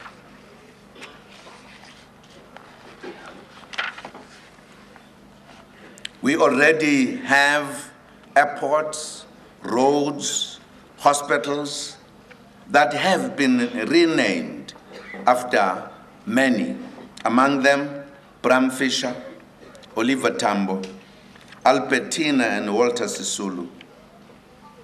We have hospitals that are named after Steve Biko, Chris Hani, Charlotte Maxeke, Helen Joseph, and many other sites that are named after other heroes and heroines of our struggle.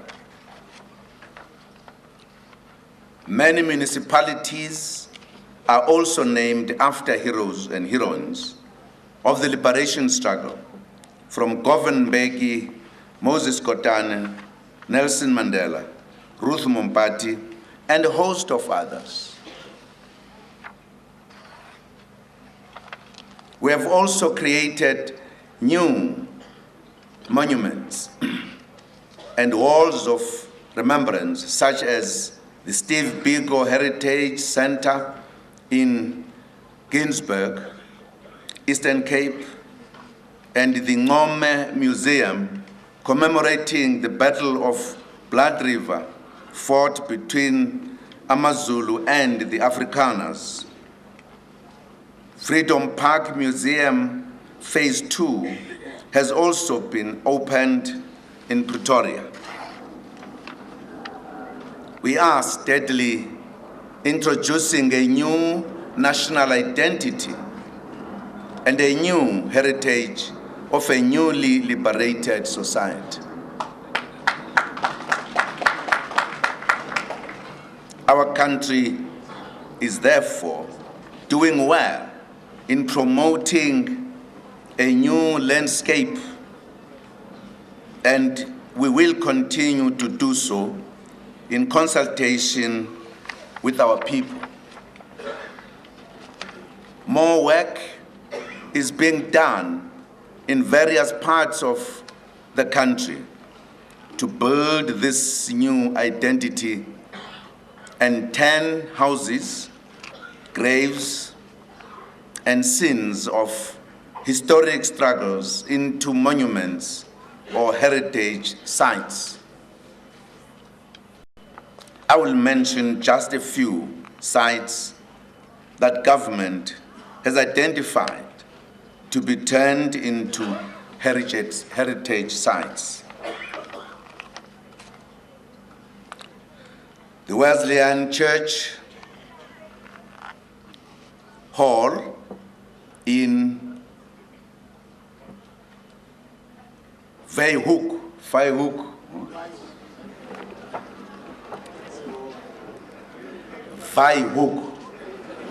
huh?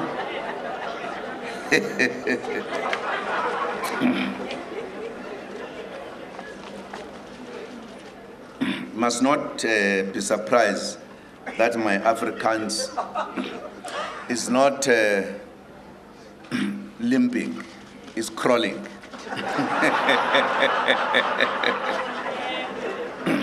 I can tell you a big story. When I was asked, "Where is your karki?" And I did not know what was a karki. And I was beaten until I had to guess what is a karki. I thought I was the only one. And there was one comrade, his name was Rasa. And the water came and asked, "V mag ras hiso?" And he said, "Yes, sir, I'm Russell, sir."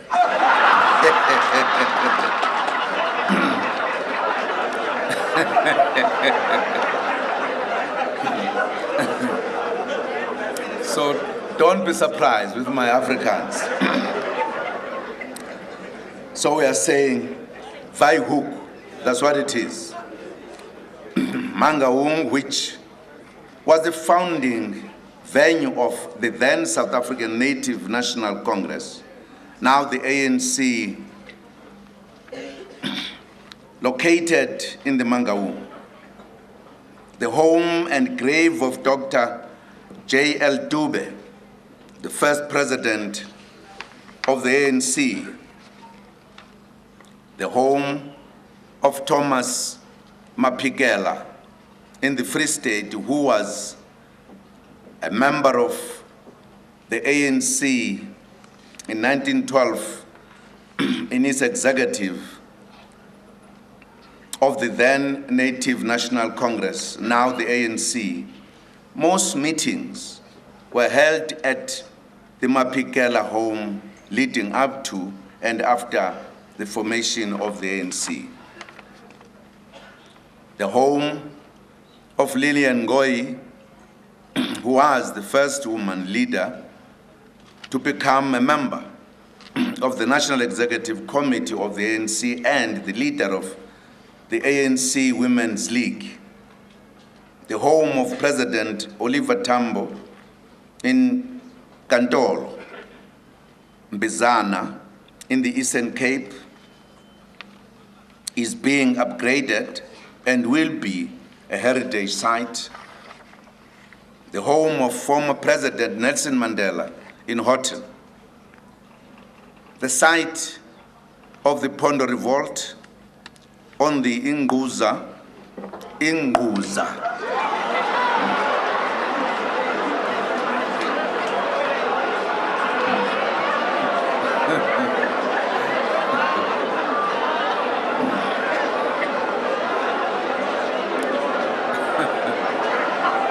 Let me explain. It is a tone that counts. It is a tone that counts. This place is called Inguza. Inguza. Yeah, not up, down.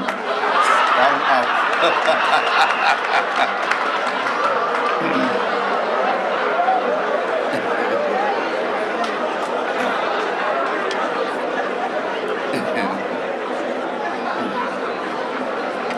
Is a hill. It is a hill that is named where the Pondo Revolt reached its climax. and the Holy Cross Church will be declared a heritage site. The sites in which many heroes fought in the frontier wars.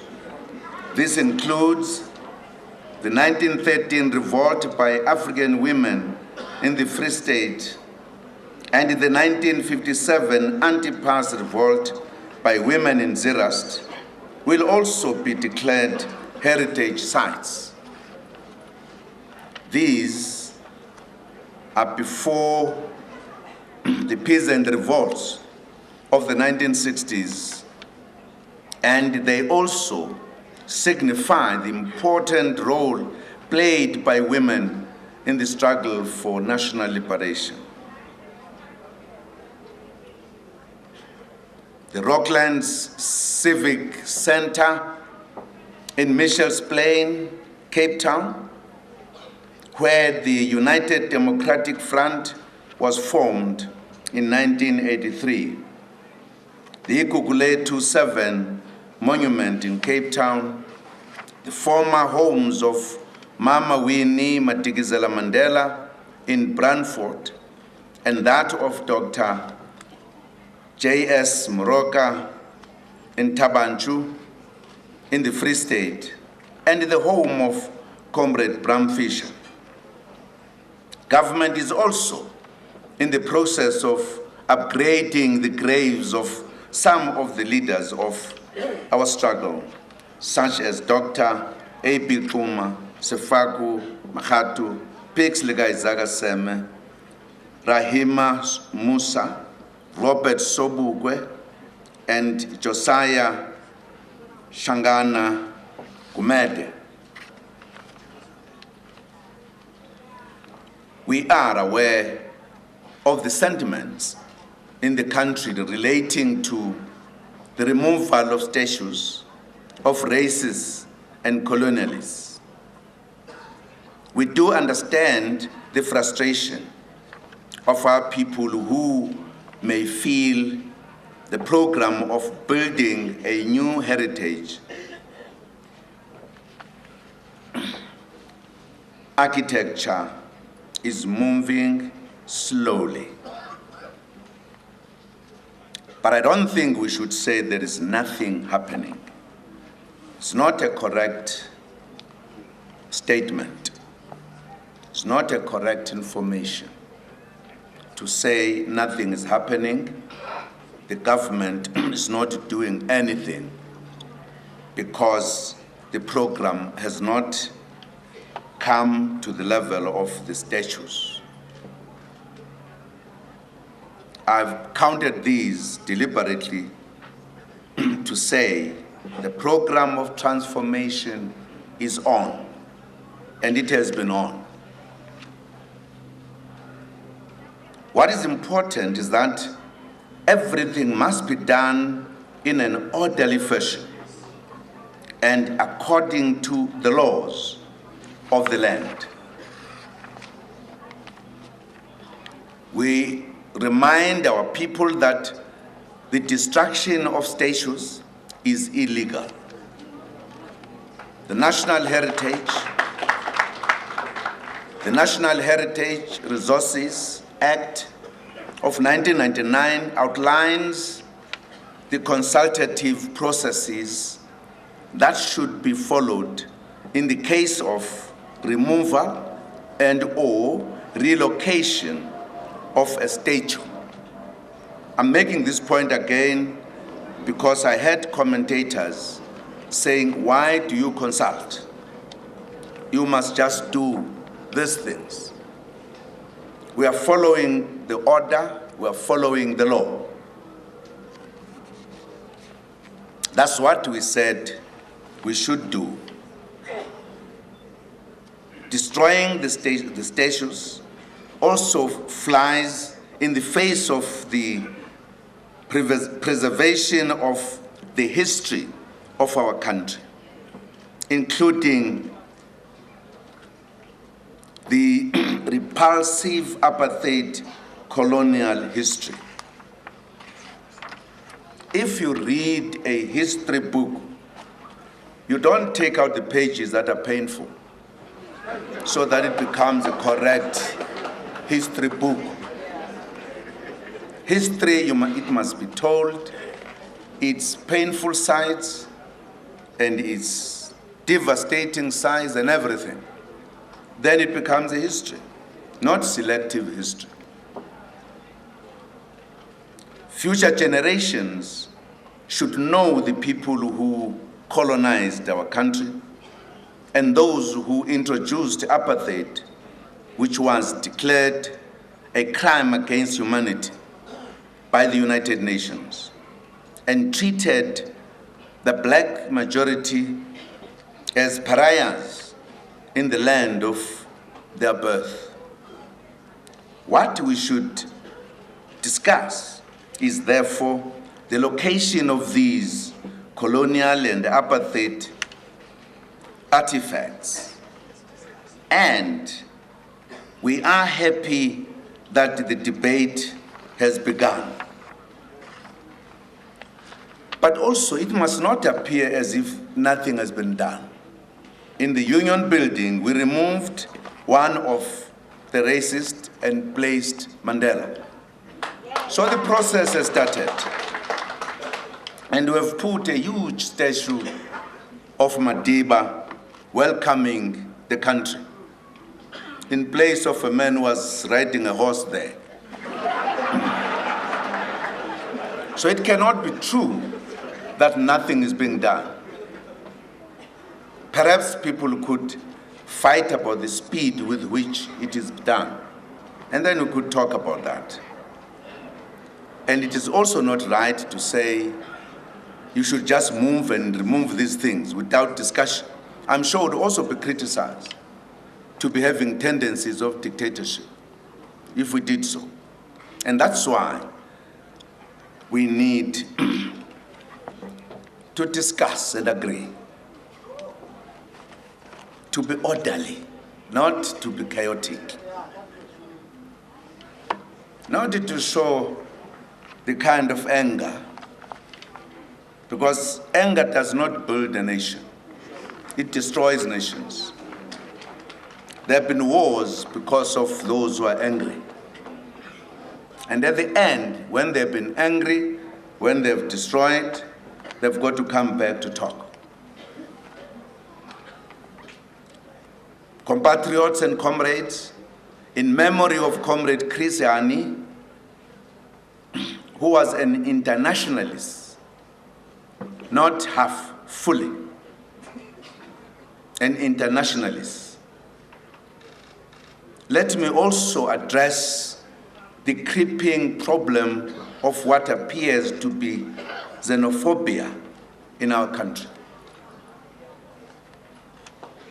We have noted with deep concern the incidents around the country where foreign nationals have been attacked or threatened or have had their properties destroyed.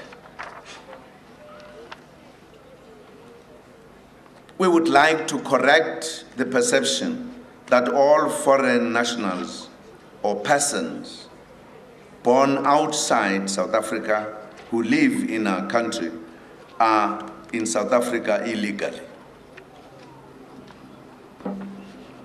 It is true that there is a high number of foreign nationals who have entered the country and are living in South Africa illegally. And government is attending to that problem and will ensure that nobody lives in our country illegally or is undocumented.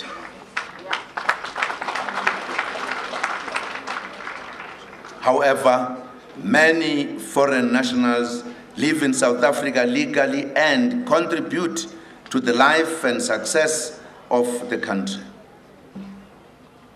Many are recruited to bring much needed skills that are scarce in our country, that we need to develop our economy.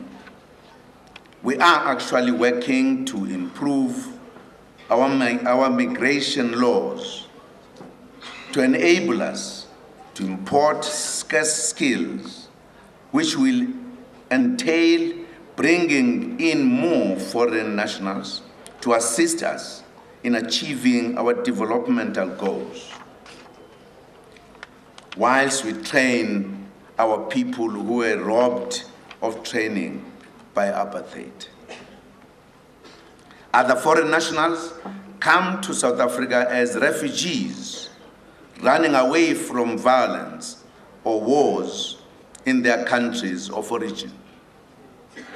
Many leaders of the ANC also fled South Africa and lived in many countries in Africa and in the world, including this comrade we are commemorating today.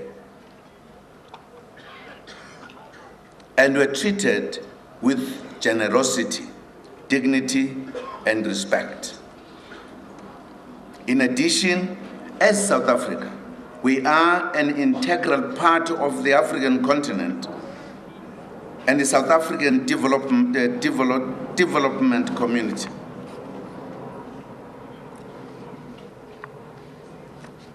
Our national interest is also defined by the development and upliftment of all African people. We understand our national interests as being intrinsically linked to the entire continent's stability, unity, and prosperity. We will continue to protect all the people in our country, including foreign nationals. It's a duty of the state. Refugees and asylum seekers will also be accorded support in line with international law and protocols. We therefore urge our people to treat those who are in the country legally with respect and ubuntu.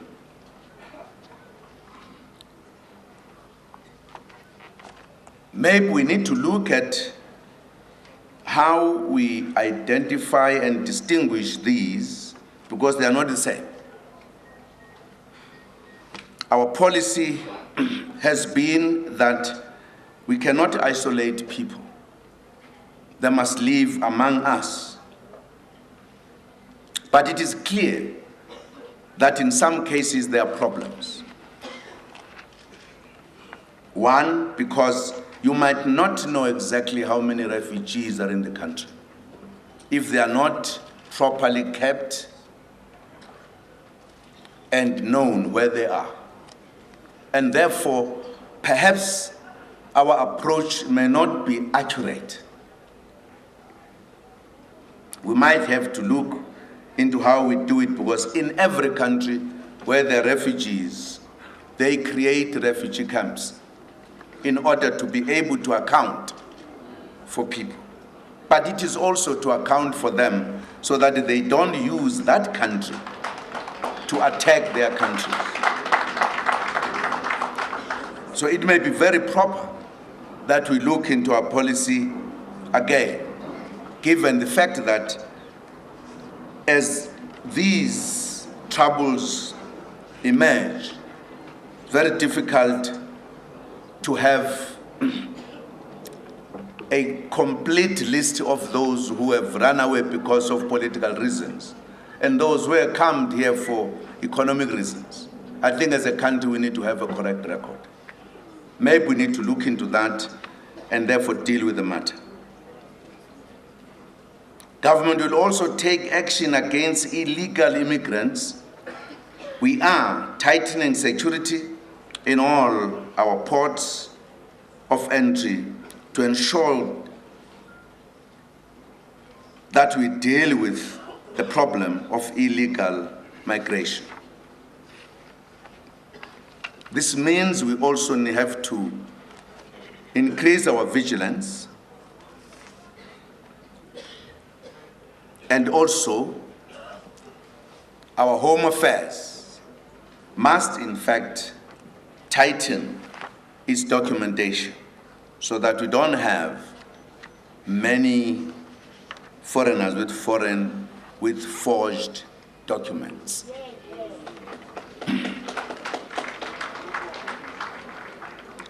We are also determined to continue to take action against all foreign nationals who commit crime in our country. At the same time, action is also being taken against South Africans who commit crime. We should therefore not view all foreign nationals as criminals. But at the same time, one commander of a police station reported to me that in the area where he was operating, the bigger percentage of the crime committers were foreigners, including carrying illegal firearms. That calls for the state machinery to act properly so that you avoid the kind of accidental clashes that emerge unexpectedly. We need to be properly organized to deal with this matter so that we do not create an impression that South Africans are xenophobic, because they are not. If they were, foreigners would not be all over the country. There are specific issues, I think, that they've raised which we need to look at so that we can avoid these unfortunate clashes. We are also aware of the complaints by some South Africans that some foreign nationals start small businesses in townships that compete against South African-owned businesses, leading to some having to shut down. It is also true that some of the foreign-owned businesses do not comply with the country's laws and are therefore operating illegally. Because they are illegal, they do not pay taxes like other businesses.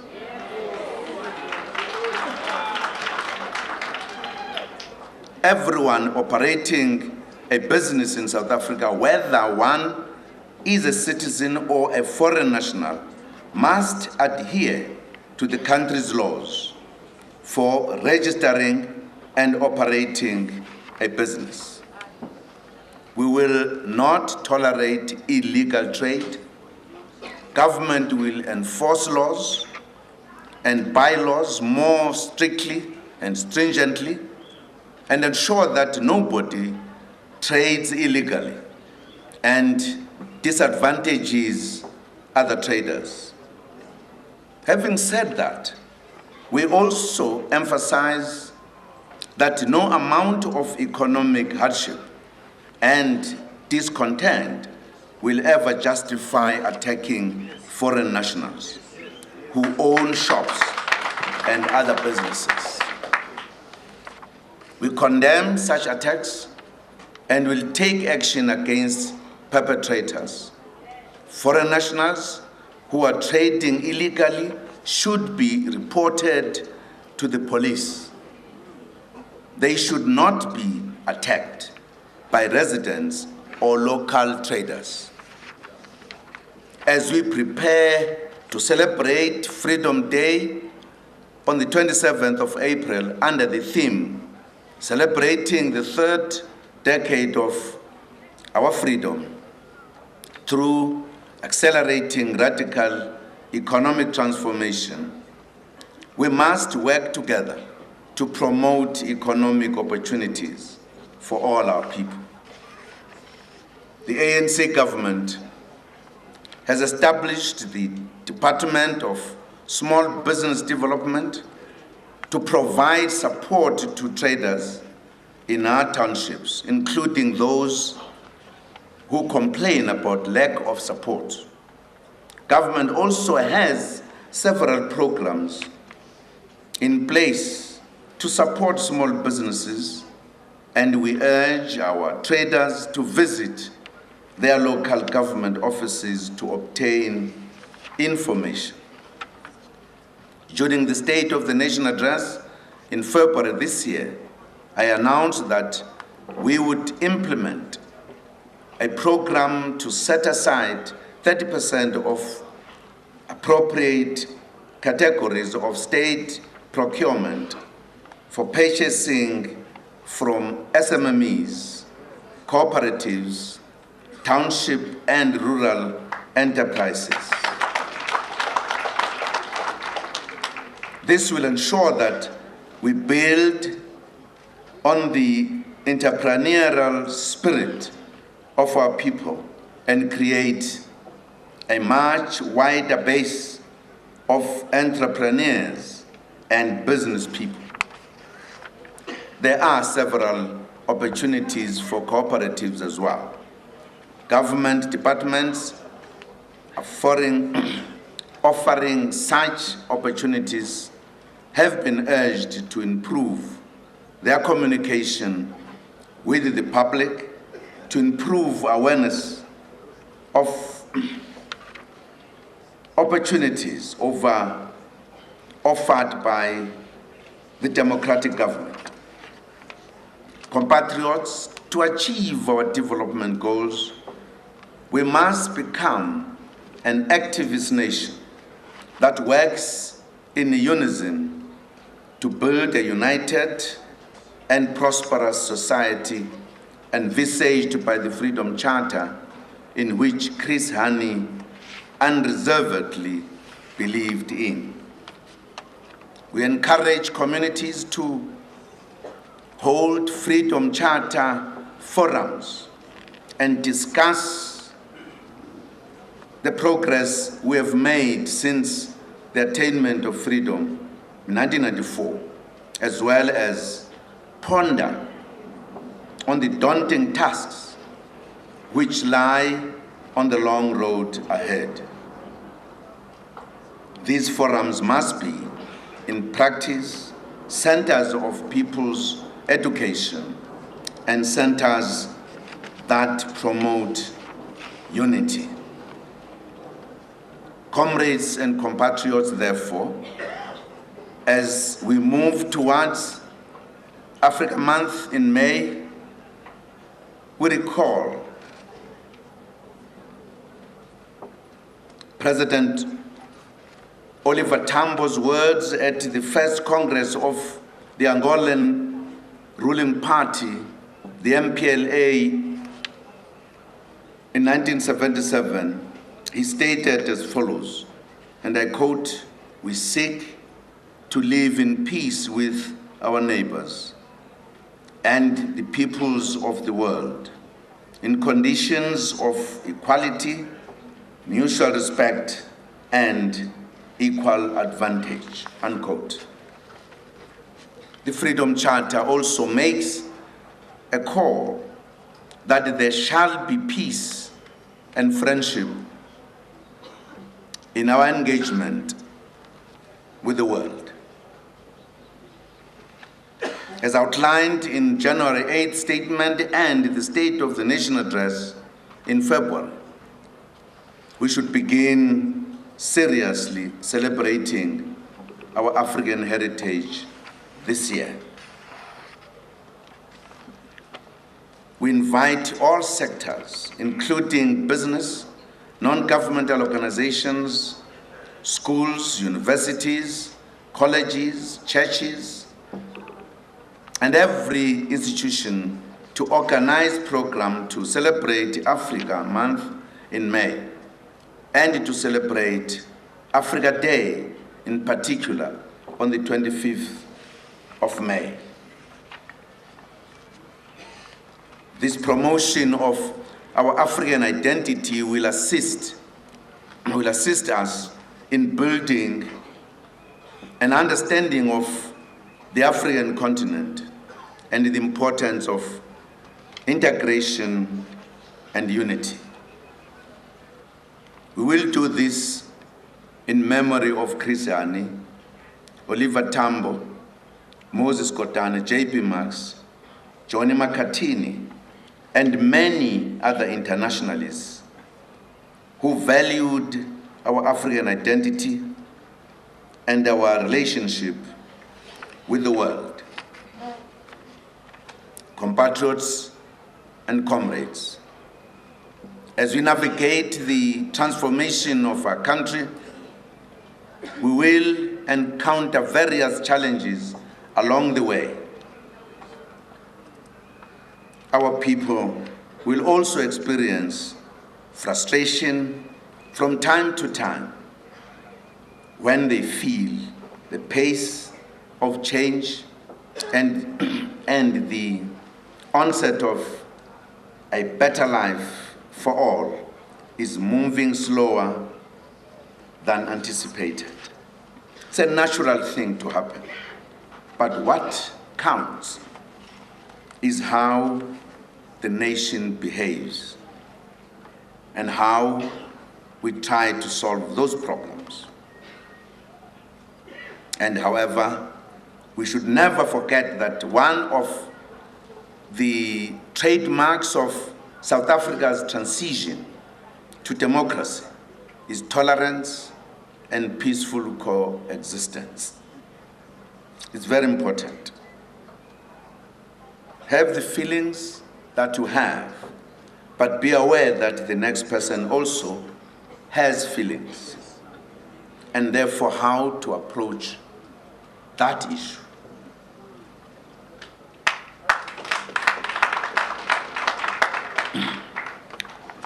Even those who speak about the revolution,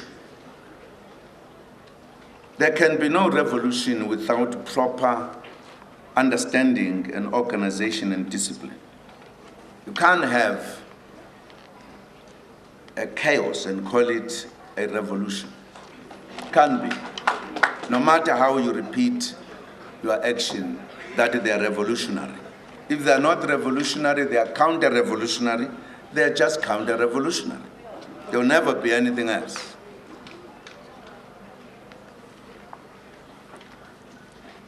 The democratic South Africa is built on the foundation of democracy, selflessness, reconciliation, service to humanity, the promotion of a better life for all, and most importantly, the values of Ubuntu and respect for one another and humility in general. These are the values that we should all embrace and promote. We must continuously strive to build a united, humane, and caring society that our comrade, our leader, Comrade Hani, fought for and sacrificed for. Perhaps it is important to remember that this leader we are commemorating today fought for this freedom, and he had a clear understanding that after freedom, things would not all be wonderful the following day. He understood that fighting for liberation was a phase of his own. Having attained freedom, there was another phase that still needed the cadre of his caliber, of his type. It's important for all of us, as other speakers have indicated here, that we are still in the struggle. The struggle is not yet over. If you believe the struggle is now over, we are going to be overwhelmed by your enemies. Comrade Chris was alert and clear. He was a cadre of the ANC who understood the ANC better than many, whose understanding of the ANC made him grow within his ranks to become almost everything you can think of. He joined MK when there was a call to join MK as we adopted the method of the armed struggle, became a soldier, developed within the ranks and became a commissar and served in the high command of Umkhonto weSizwe and the chief of staff, and indeed the most dependable leader of our military formation. But he was also a national leader and national leader in many respects. He was a member of the National Executive Committee of the ANC. And of course, during those days, it was not just anyone who could become a member of the National Executive Committee. Once you got into that position, the organization, the membership, would have assumed that you had the qualities that were needed to be in that committee. But he was also a member of the South African Communist Party, served in its structures from the cell to other structures, regional, national, Central Committee, the PB, and finally became the General Secretary of the party.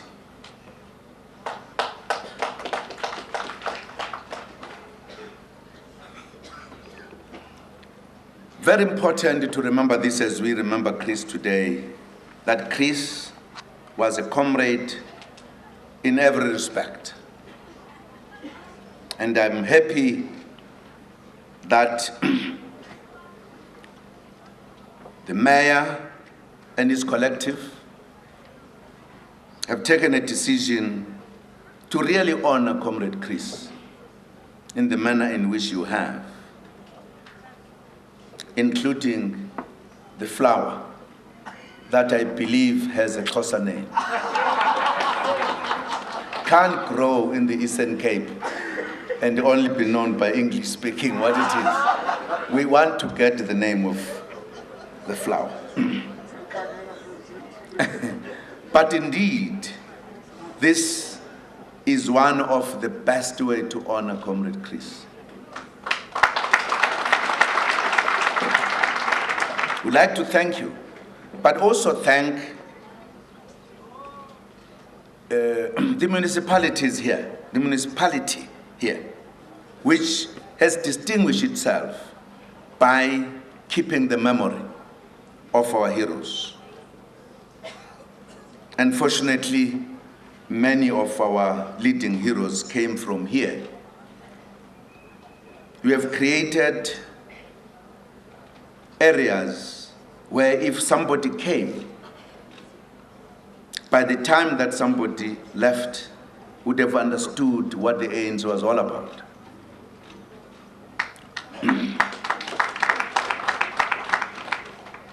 Who was Tambo, who was Hani, and many others.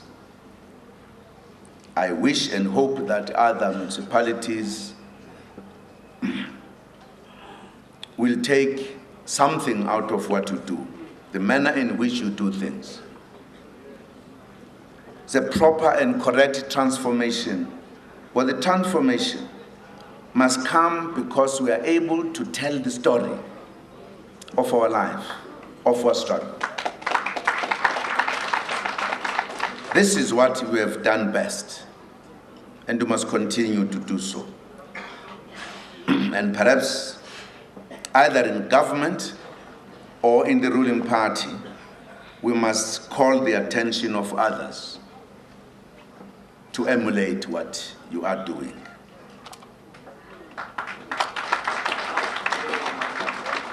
Well done.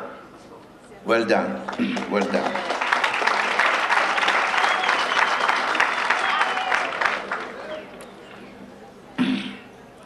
Now one realizes why you called this region Egurule, Egutule, Kasisutu Bari. See? Kokhutso. Hey, Chen Umdong Azazi Sutu. Khutso. Hey.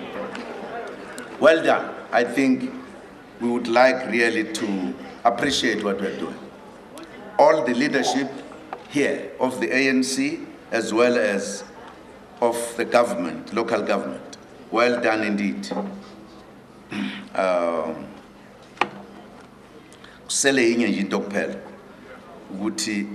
These massive votes are voted Congolese next year.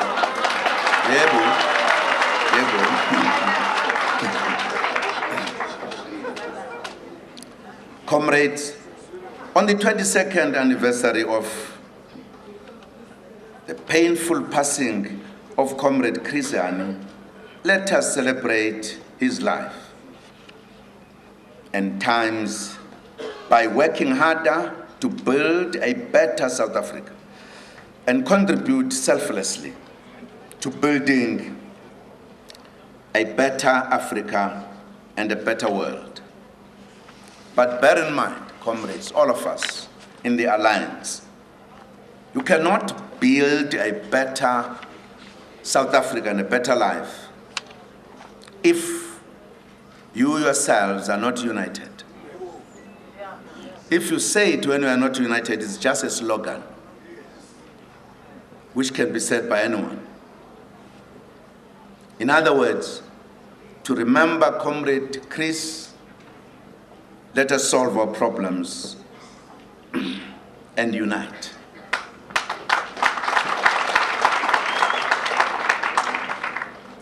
Unity is the rock upon which all of us were founded and is a key to success. It is absolutely important. And therefore, let us work for peace, for stability in our own organizations so that we can do that in the country, in the continent, and contribute as well in the world. Comrade Chris was a communist. One of the strong points of the communists, they are not narrow, they are broad in their outlook. They are internationalists. And that's why it was important that we talk about us as leadership, teaching our community that we are internationalists as this country. We produce many, and we cannot be seen as anti-internationalists. We are internationalists.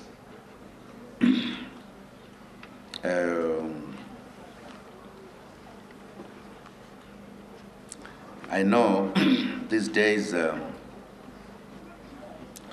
we are very careful about terms because we are in the world that is a little bit artificial as people explain it. Because people talk about democracy. I'm not sure who has a good definition of democracy. They talk about openness, and I don't know what it means at the end. But let us leave matters. It's not the day for serious matters. But thank you very much for the job well done. This was my comrade, very close to me. At times we did not call one another comrade.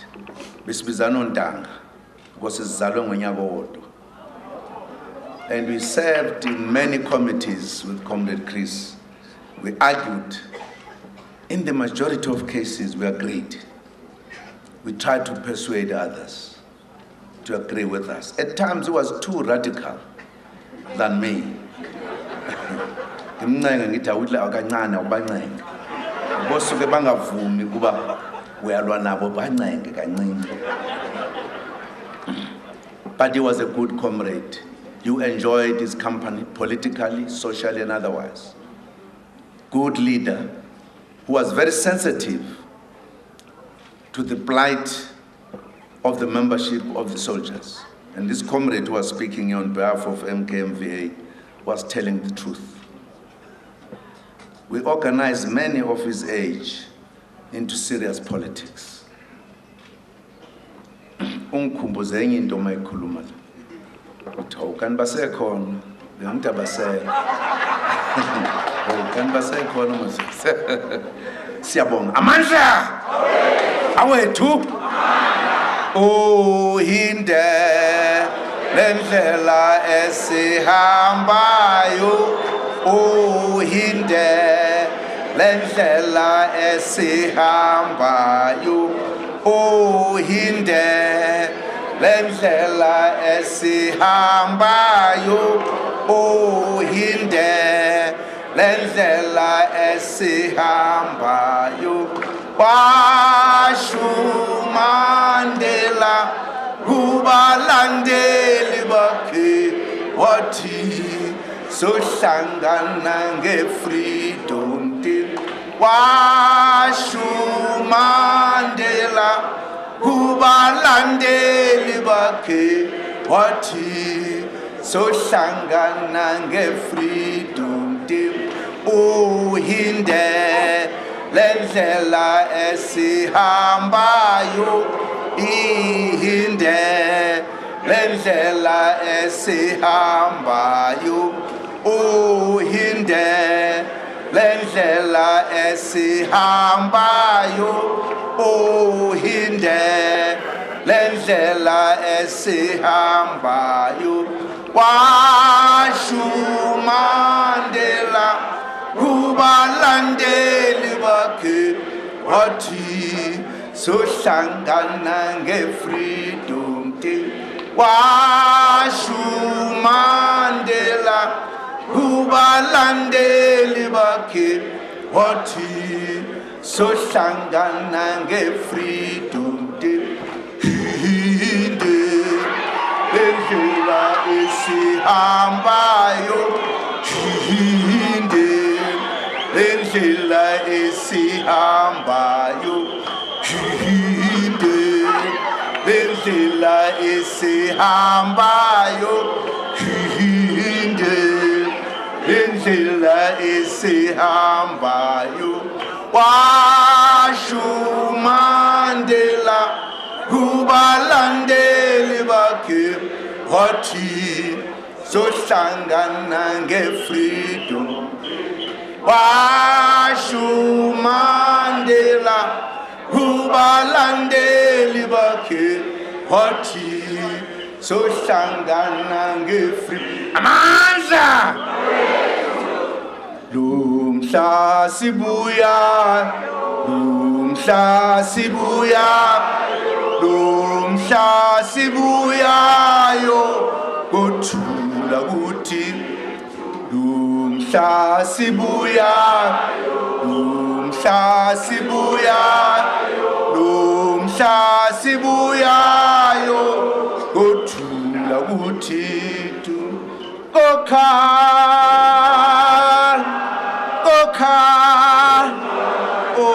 Okuduma embamba phezulu.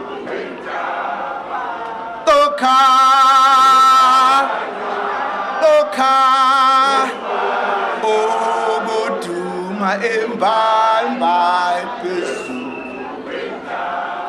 Lumhla sibuya, lumhla sibuya, lumhla sibuyayo kuthula kuthi. Lumhla sibuya, lumhla sibuya, lumhla sibuyayo kuthula kuthi.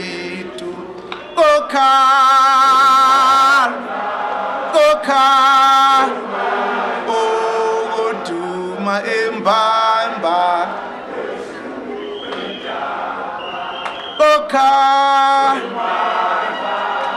kokha ogoduma embamba. Again men kancane, again men. Kokhala uFoster, uyokhala uSmith, uyoduma imbamba ephezu kwentaba. Lawo madoda awukhala. Kokha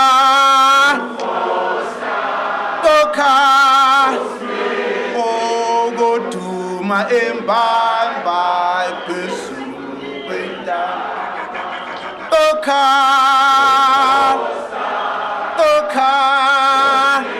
ogoduma embamba ephezu kwentaba. Lumhla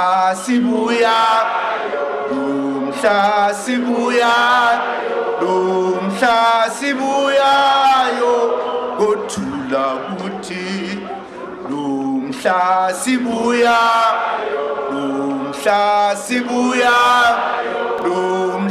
sibuyayo gothula kuthi.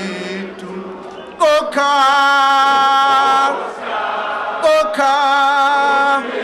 ogoduma embamba phezulu kwentaba. Kokha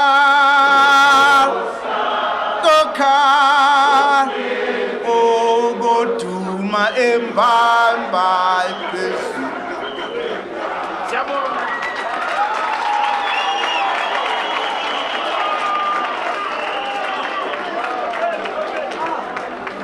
Thank you very much. His Excellency, the President of the Republic of South Africa, Ubaba Jacob Zuma, siyabulela. Before I call upon our last speaker, who's going to give us the vote of thanks, who's the Deputy Minister of Trade and Industry, the chairperson of this region of the African National Congress, Nzimande Masina. I will therefore call TK Neza, TK, to come and render one revolutionary song. Usitulele President, then siphakamiso.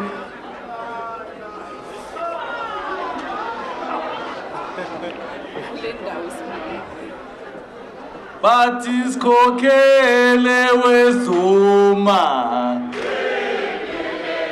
le ndawo esikuyo. Bathi sikhokhele Msholozi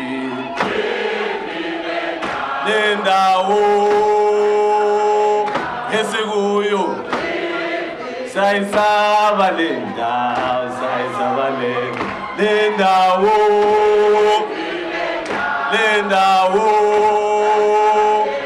esikuyo. Bathule nje baziqiniso le ndawo esikuyo. Bathule nje bayathakatha le ndawo esikuyo. Bathi sikhokhele weZuma le ndawo esikuyo. Imbele bale ndawo sayizabale le ndawo.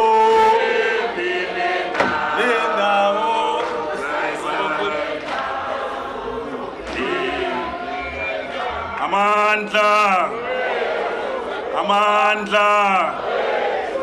Long live Chris Hani, long live. Long live the undying spirit of Chris Hani, long live. Long live our Tambo, long live. Long live Oriva Regional Tambo, long live. Long live Solomon Kalushimatlangu, long live. Viva April, the Heroes Month, viva! Viva April, the Heroes Month, viva! Matla! Thank you very much, Program Director and the Speaker of Council, Comrade President of the Republic and the ruling party in South Africa, the real Hani family, as led by as led by Mahmoud Hani, our late Treasurer General, Comrade Thomas Nkobi, who's sleeping next to Comrade Chris Hani. Here, we have named this area or this gravesite after Comrade Thomas Nkobi, the Secretary General of the ruling party, the African National Congress. Tate waruna moeguruleni, tate kwede mantash. The SG of the SACP, Comrade Blade Nzimande, from ngapha ekhaya kwaDambuza. No baba wetu Dlamini, who's also the president of Cosatu. The provincial secretary of the ANC, Comrade Hope Papo, in Gauteng.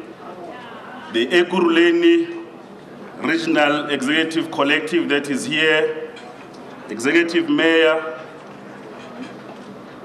membership of the African National Congress and the alliance that is here with us today. I can safely say to all of you, Ekurhuleni aisafani. We have taken Ekurhuleni back to basic. They called it the African National Congress under Zuma. We have now realized that. I have no doubt that in 2016, those who dream of governing this city, they have a very difficult challenge. We are on the ground on a daily basis. And 2016, Mr. President, will be a walkover. We have cadres who are committed. Every day in Ekurhuleni is an ANC day. This is a special day to us as the leadership collective of the ANC. I must just say, I was thinking as I was seated when the president was speaking. In less than 4 months in office, we have hosted the president. He addressed you today. On the other day, we hosted the Secretary General of the ruling party in Davidton. On the other day in Tembisa, we hosted the Deputy Secretary General who addressed our big rally in Tembisa. Indeed, SACP.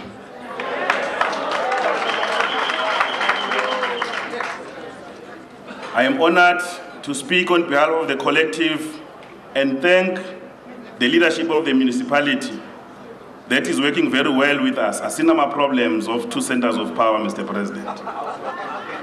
We are democratic, we have government in place, we have no problem. Having listened to President Zuma and the leadership of the alliance that spoke, I have no doubt of the role and contribution of Comrade Chris Hani to the struggle, not only of our region or the province or the country, but internationally. And all of us who want to emulate the example of Chris Hani, we have hard work ahead of us.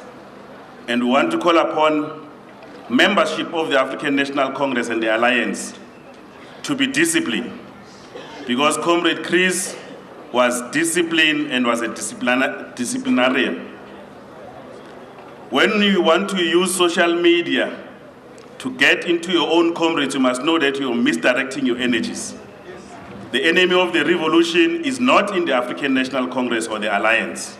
It is somewhere else, masquerading itself in red parade in parliament and boots as if they represent the working class, not in the African National Congress. So all the members of the ANC must know that ours in social media is to communicate the good story as we've been taught by Hani, Ubabu Zuma, from Ngapa and Nkandla. We talk good stories in the ANC. We don't talk bad about other comrades. I want to take this opportunity, because it has been a festival of statues, to also add my own view, Mr. President. That firstly, I support the struggle as waged by the student of UCT. That struggle must never be hijacked by populist demagogues who know nothing about why that man had to be removed, because he's not part of the good history. Cecil John Rhodes is a thief.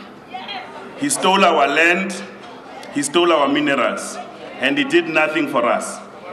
I think Comrade Blade Nzimande is correct. He belongs in the museum somewhere where you can't see him, not in the public space. We do agree with the ANC leadership that ours is not to deface these statues, but we must put them in their rightful place, having followed all the processes. But Zona, they must go to Robben Island and feel what our leaders felt when they spent 27 years and so on in jail. So that's the message that we thought we must share, that we are not really differing with leadership, but we are making this point so that all of us are able to reflect on what needs to happen. But linked to that, we are very proud of this monument and this wall of remembrance that has been launched by our president today. We think that our metro, our city government and provincial government and national government can learn a lot from what has been done here in Ekurhuleni. We want to say, Comrade President, this must not be the beginning and the end. We want to make our demand known that, Comrade Mayor, as you conclude building the city government precinct, at the top of it, we want Chris Hani's statue.